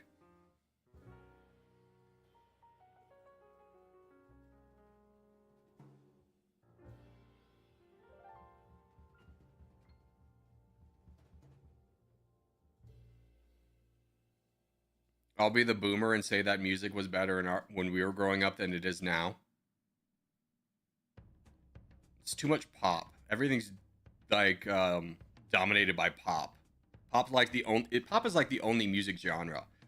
Like, let's say you wanted to listen to country, which was used to be like a really polar opposite of pop. Country kind of sounds like pop now, right? Pink Floyd. Oh, dude. I'm gonna be straightforward with you. When my first year of college, my friends were really into Pink Floyd, so I would listen to a lot of Pink Floyd. I did not like Pink Floyd. I was not a fan of Pink Floyd.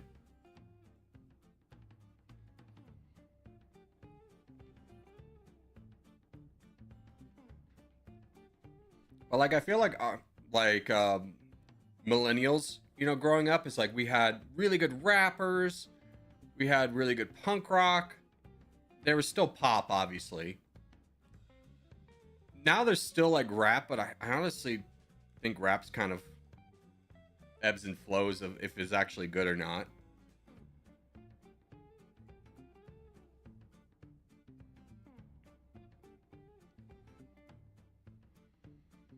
The older I get, the more I start listening to classical music. I have not really engaged in classical music. I will be honest.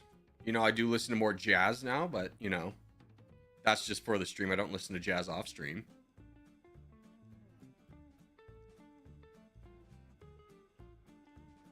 Although if someone was like, hey, I'm going to a jazz bar tonight, do you want to go? I'd be like, yeah. That sounds like a good time. When I listen to what's currently in the charts, I feel very old as a 34-year-old. Yeah, like, let's look at the charts right now. What are the top music charts? What's right now? Billboard Hot 100. Thank you. That's what I needed. Not Like Us. Obviously, people love that song. It's good. Kendrick Lamar is kind of weirdly popping off because, the Super Bowl. Lady Gaga and Bruno Mars pop. We're going to ignore Kendrick Lamar right now. Billie Eilish pop. ATP pop.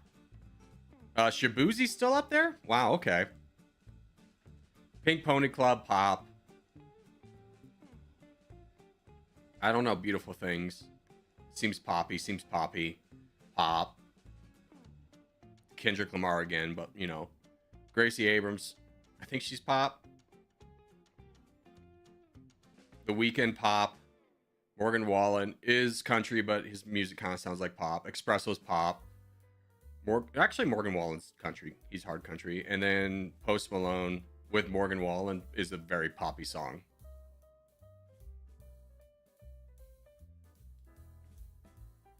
Is Kendrick top 3 rapper? I don't know how you could say right now he's not.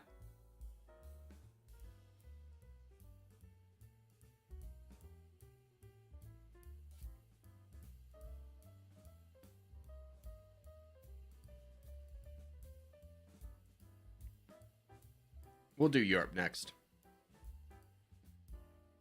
No? What's no, Abba?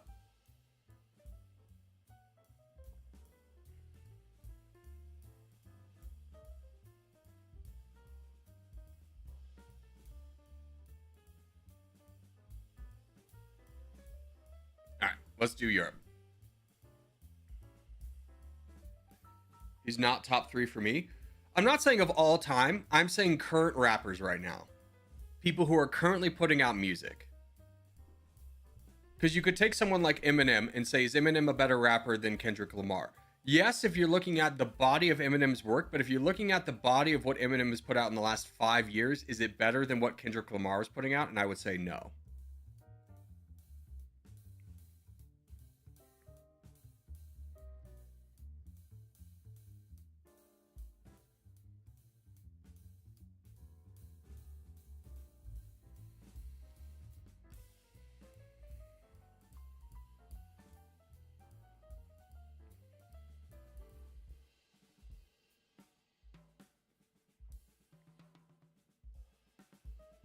Like, I don't care if you like really engage with the beef between Kendrick Lamar and Drake, but you can't deny that Not Like Us is not a banger song, right?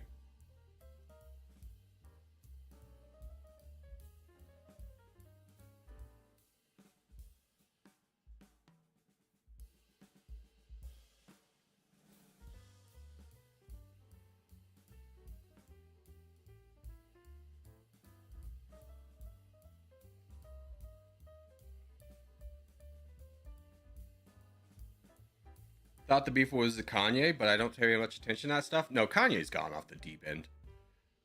The beef is between Kendrick Lamar and Drake. I don't exactly remember the reason why they're beefing, because honestly, I don't care about it that much either. But when you get an entire audience at a Super Bowl, like the entire crowd to scream out A minor, which was, if you know the song, you know the song. At the Super Bowl, man, I think Kendrick wins the beef.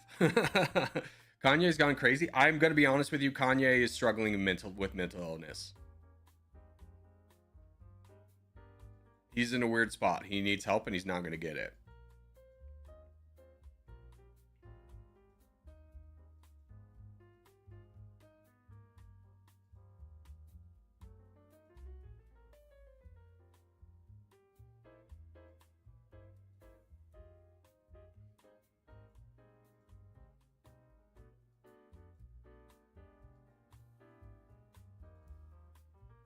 Let me see if I can help the team out a little bit by attacking this guy as well. Yeah, worry about me. Full send me. I'm the big baddie.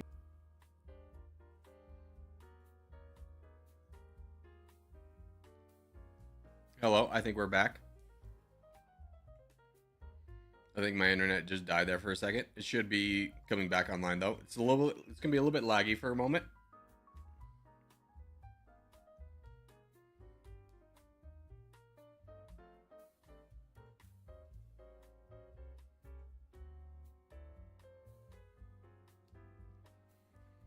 Thought it was me. No. It's coming from my end. It's just the nature of Wi-Fi. It comes and goes at some points, right? And I ain't one of the big streamers who can afford like to use multiple Wi-Fis. So, problem we have to deal with for sure.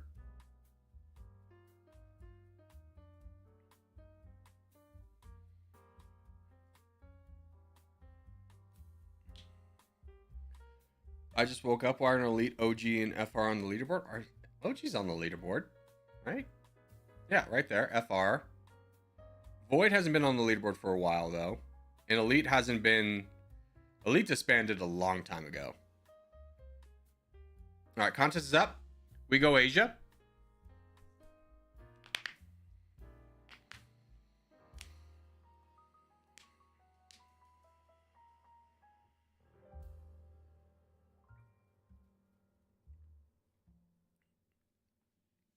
Make sure we stick to the left side, boys. Africa.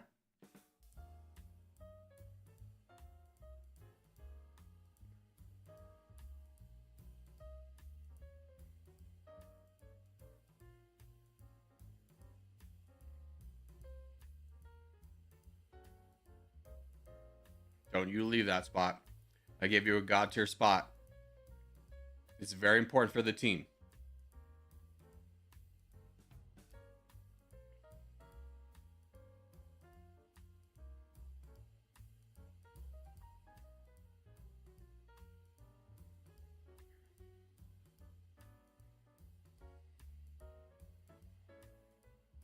You do so many streams, I missed most of them though. I mean, you could always go back and watch them later if you wanted to.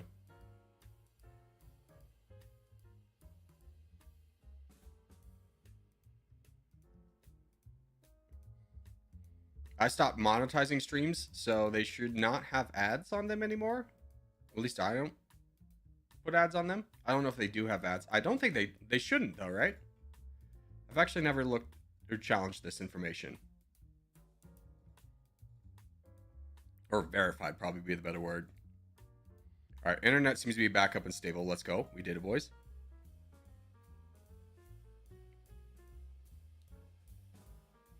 Can anyone confirm? Has anyone ever watched a stream recently after it's been done? Does it have ads? No, they don't have ads? Nice.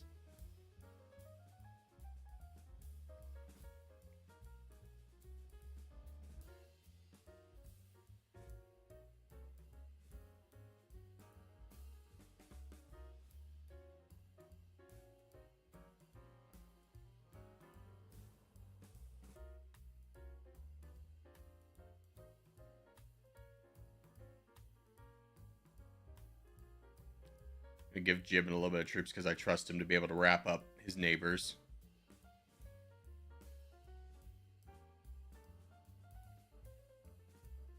All right.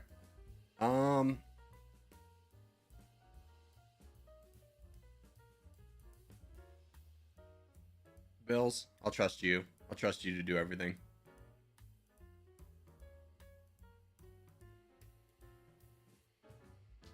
Corey, have you got Civ 7 downloaded? No, I need to buy that today. My brother was on me about it.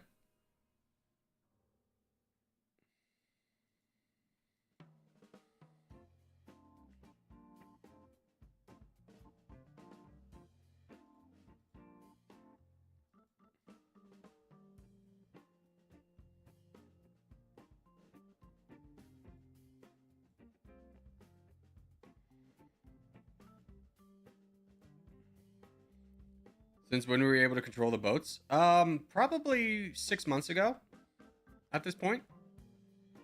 Maybe even longer than that. What's your age? I'm 35, bro. I think. Yeah, I'm 35, bro. When you get past 21, your birthdays really stop mattering, and then you kind of get confused a lot of how old you are. Do you watch football? I watch American football.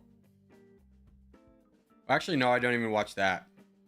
Sports in America is so heavily divided amongst like all the TV packages you have to buy, and then regionally locked. So if you like don't want to watch the closest sports team, there's no point in really buying into it. So me being a Colorado fan but living in Nevada, either I'm going to get the Las Vegas teams, which I don't care about, or I'm going to get the California teams if the Las Vegas teams aren't available, which I don't care about. So the chances of me, like, the money I would have to spend to watch the only teams I care about is pretty exorbitant. So no, I don't really watch sports anymore.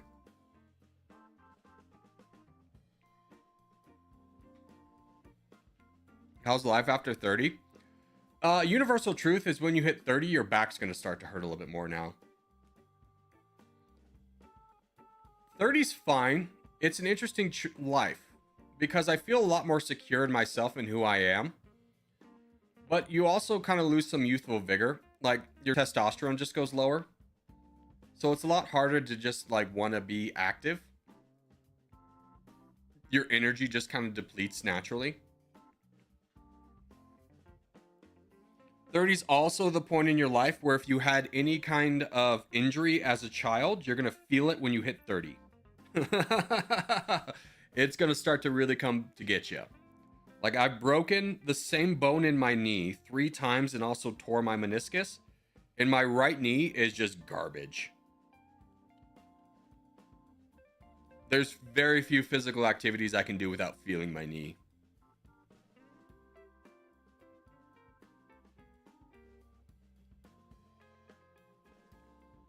Corgi, do you have a girlfriend or wife? I do not know. When I started doing YouTube, it was such like a risk financially that I felt very like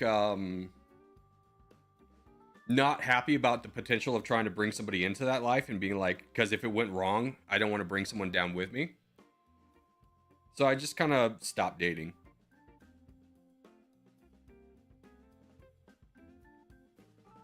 Which may sound really like, oh my gosh, your life must be so miserable. Honestly, no. Again, it's kind of the thing of becoming 30 when you become more comfortable in yourself. I'm more happy than I was when I was 20 and dating somebody.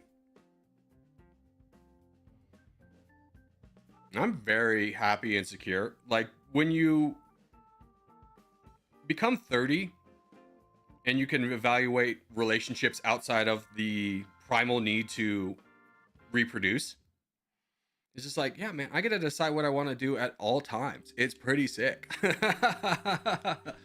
Money over ladies, true, true, true. Relationships are very expensive.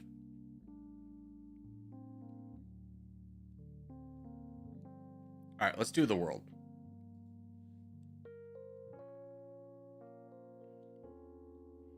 It's a peaceful life, true. It is very peaceful. I mean, granted, there's a lot of great things about a relationship. Just having that stability that you can then build upon yourself, and it's just always nice to have somebody to come home to. But at the same time, I'm very at peace about being single right now. What was that noise? Shire has tipped $25. But he didn't do it in the stream. I don't think, right? I think he just did it on a video. Thank you, Shire. I appreciate it.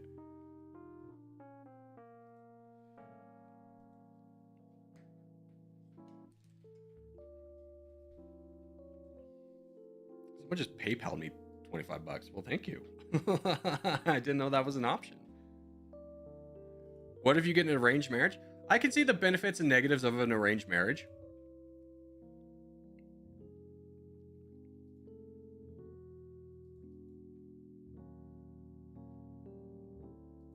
I don't think I'd ever get in an arranged marriage.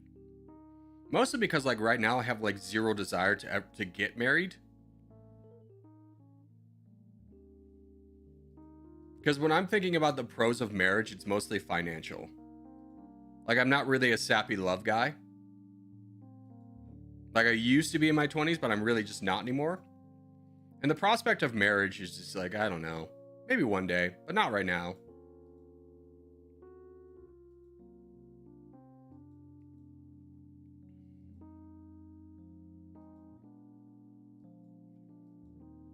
Hey, feel free to, like, help, guys. I mean, you could take out this guy who's got 5,000 troops, or you could help me fight instead of telling me to fight the guy I've been fighting for the last 30 seconds.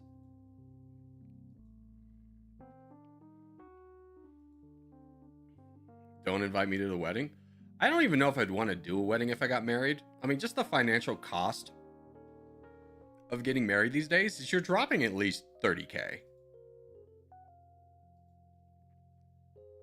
Like, realistically. Obviously, you can get married for cheaper, but if you want to have guests, if you want to have it in a nice place, you're dropping 30K pretty easily. 30K might even be on the low end these days. My buddy got married, and he's got, they had 250 guests. Their marriage costs, no, they had 300 guests. Their marriage, everything for the wedding, like reception and everything, cost them $250,000. It was the most expensive wedding I've ever been to, but it was also very high production. And I was just like, brother, you could have just bought a house. You could have bought a house outright. Weddings are fun to attend when it's not yours. Sure, weddings are fun. I'll give it with a caveat of weddings are fun if the people are fun. Like, I've been to some real downer weddings where it's just like, all right, let's get this over with and get out of here.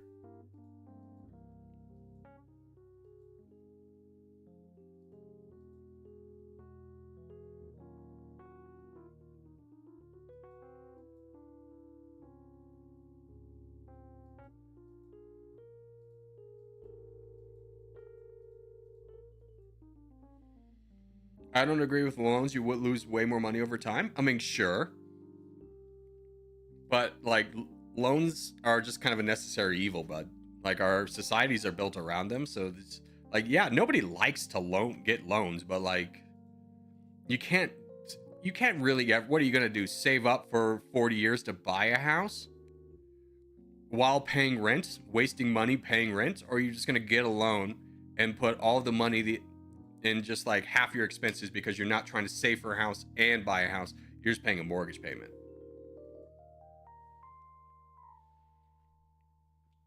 Do you have an interest in cars? Almost zero.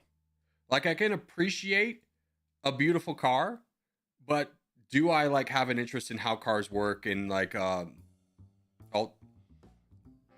what's the best car and stuff? No.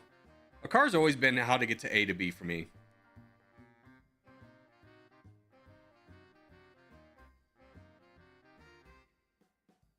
Can you do a backflip?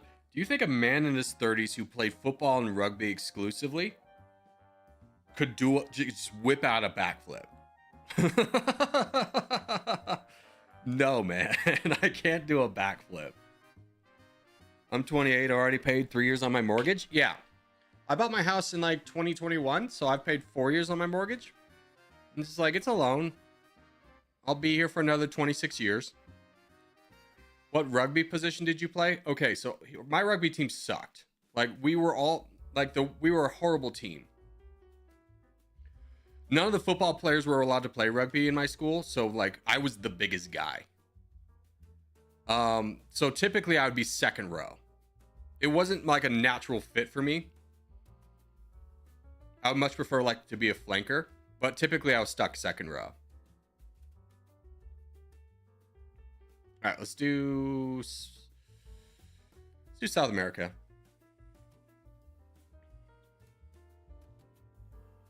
LOL, so did mine. Yeah, like when I was on the rugby team, I was like co-captain with the only other big guy on the team.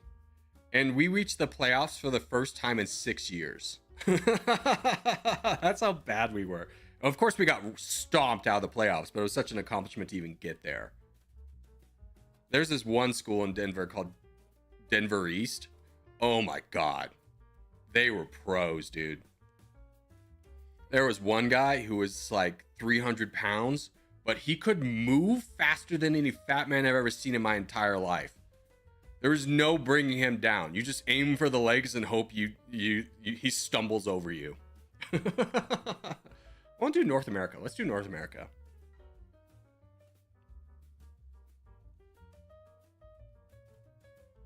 Yeah, let's do North America.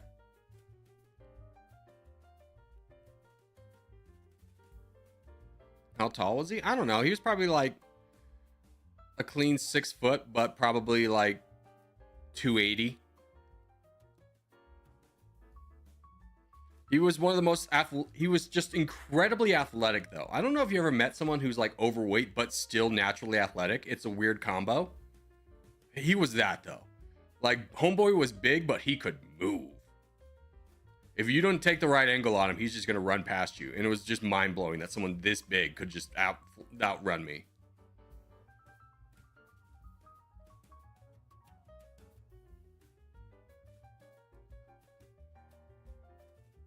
But a lot of teams were like that with rugby. They just had really big guys.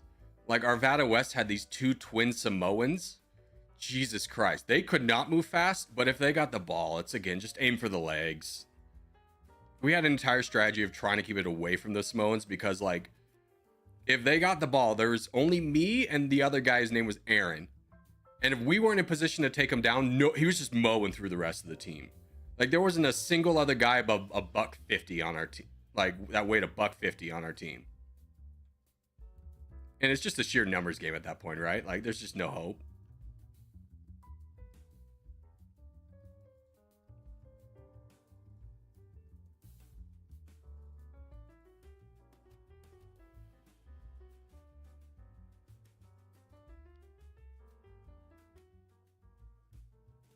Okay, let me help out over here first.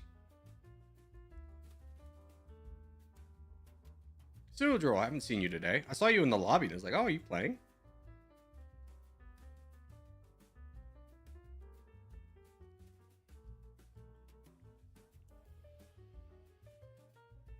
When I got a really big person, I just clasp myself around the waist and slow them down until I could get somebody bigger to help. Yeah, but when you are the big guy, there's no help coming, right? I just grab a leg. You just go for a leg, you grab the leg. He can't run without one leg. He'll eventually go down. Unless I got like a really good angle or just a lot of speed and a really good angle. Which is rare in rugby because people can move and you got to shift your... you got to change direction. So, best thing was just to go for a leg.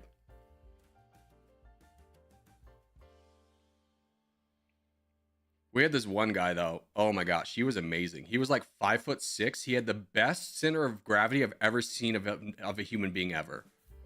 people would run up to him thinking they could just challenge him, but his form was so good and his balance was so amazing that people would run through, try and be like, I'm gonna run through this man and stiff arm him, and he would just plant his feet and then just bend down and pick them up by the legs and just drop them in the most embarrassing fashion you could ever imagine. So you thought you were gonna run over this guy and he just brick walled you.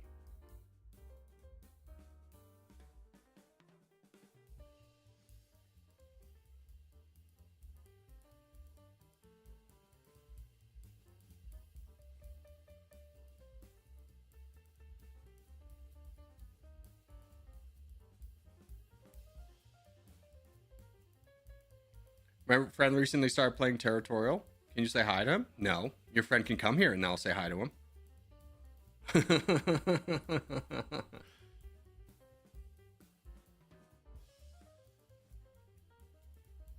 I played some battle royales with you or someone using your name recently. I mean, the chances of that are not zero, but they're also not incredibly high because I do have a number of like, there are just a number of people who use my name in game.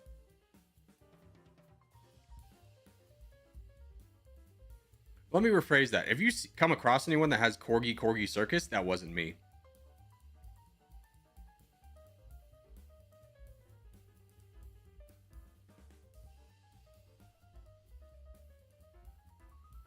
GG. All right, 2 minutes for contest. Let's go.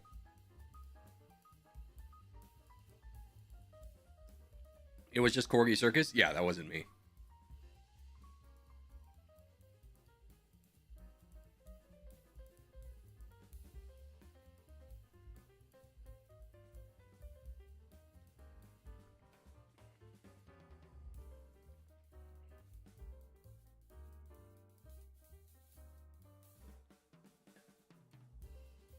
Corgi uses no name.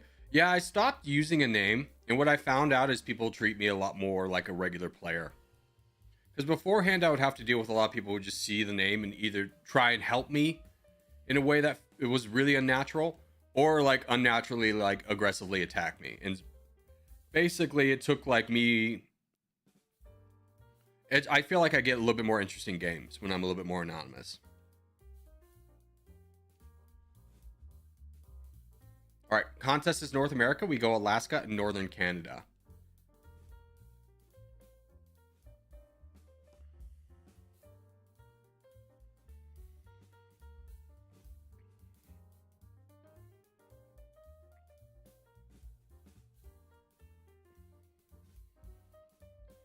Do you play with this account on those games? Sometimes, sometimes not.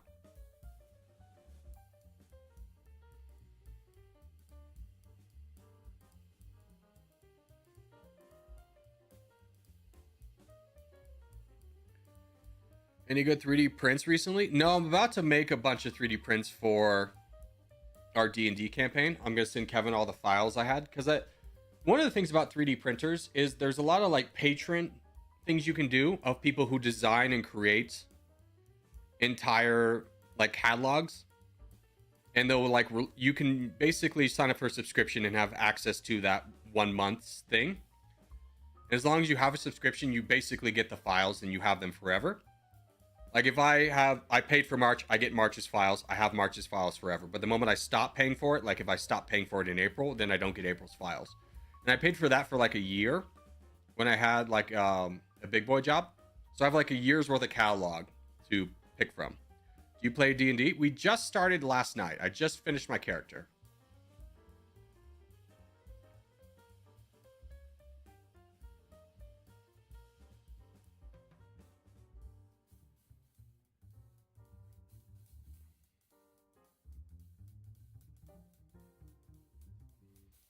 Cool, me too. What's your character, bro? Also, hello, Divbuster. Good to see you, my friend.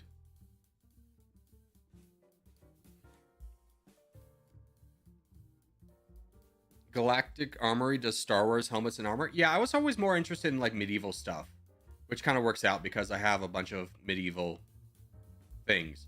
And there's also like, I forget the name of it. Everyone just calls it the purple site. You'll know when you're on it because the color is purple. But it has a lot of, you know, stuff, files for things that maybe they shouldn't, like Warhammer 40k. But then also you can buy files. Like, let me show you this guy. He broke apart, unfortunately. I accidentally dropped him one day. But I bought this whole thing. I gotta glue him back together. But this whole guy, and he's got like this sick hammer. A piece just broke off now, hilariously. He's got, oh, the hammer broke apart. Yeah, I just gotta glue it back together. I can't even show you. But yeah, I got a lot of 3D printer, or I got a lot of Warhammer files from that site. Do you play Warhammer? No, I never really had an interest in playing the game. I enjoy the universe. I don't really think the tabletop game is a lot of fun. I just enjoy kind of creating and printing things and painting. Is it Colts 3D? Yeah, that was it. Colts 3D. Colts 3D is a really good site. But if you find a file you like, you should get it right away because there's a good chance that Games Workshop, who owns Warhammer, will see it and take it down.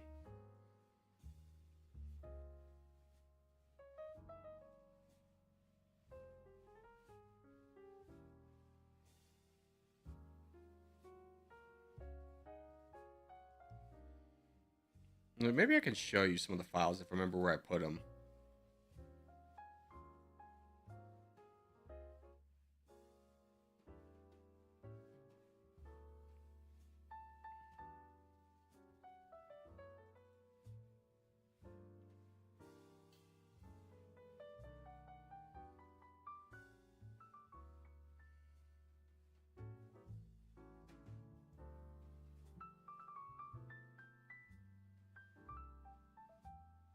You only do resin stuff, right? Yeah, resin stuff.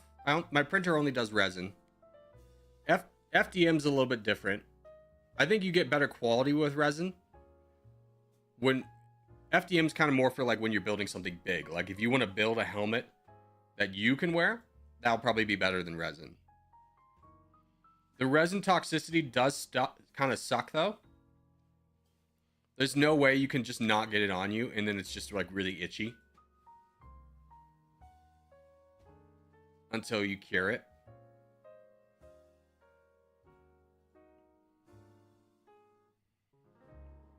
Bigger stuff's more my speed. I like smaller stuff. I try not to print too much because it just becomes clutter, but you know, I eventually will get back into painting and building and stuff. It hits me in waves. There's be times in my life where I'd be like, I want to paint and build and I'll just do that. I got a big pile of shame. Basically, my entire collection's a pile of shame. I did buy some Warhammer stuff, though, and I started painting. Like, this guy's not done, but you can probably... Let me see if I can get this in view. You can see this guy. Adeptus Mechanicus. It's pretty cool. I took this is probably like 8 hours of painting. I'm not a fast painter, but I did pretty good. I have some touch-ups still to do. That's the closest I ever got to like finishing a model. Oh man. All right, I'm actually going to call stream here. I'm going to call a little bit early, but that's going to be it for today, boys. I'll see everybody for tomorrow, Saturday. I think tomorrow we'll also start up a new Crusader Kings campaign, a little mini campaign for us, and then we'll go from there. But for now, boys, I'll see everybody. Have fun.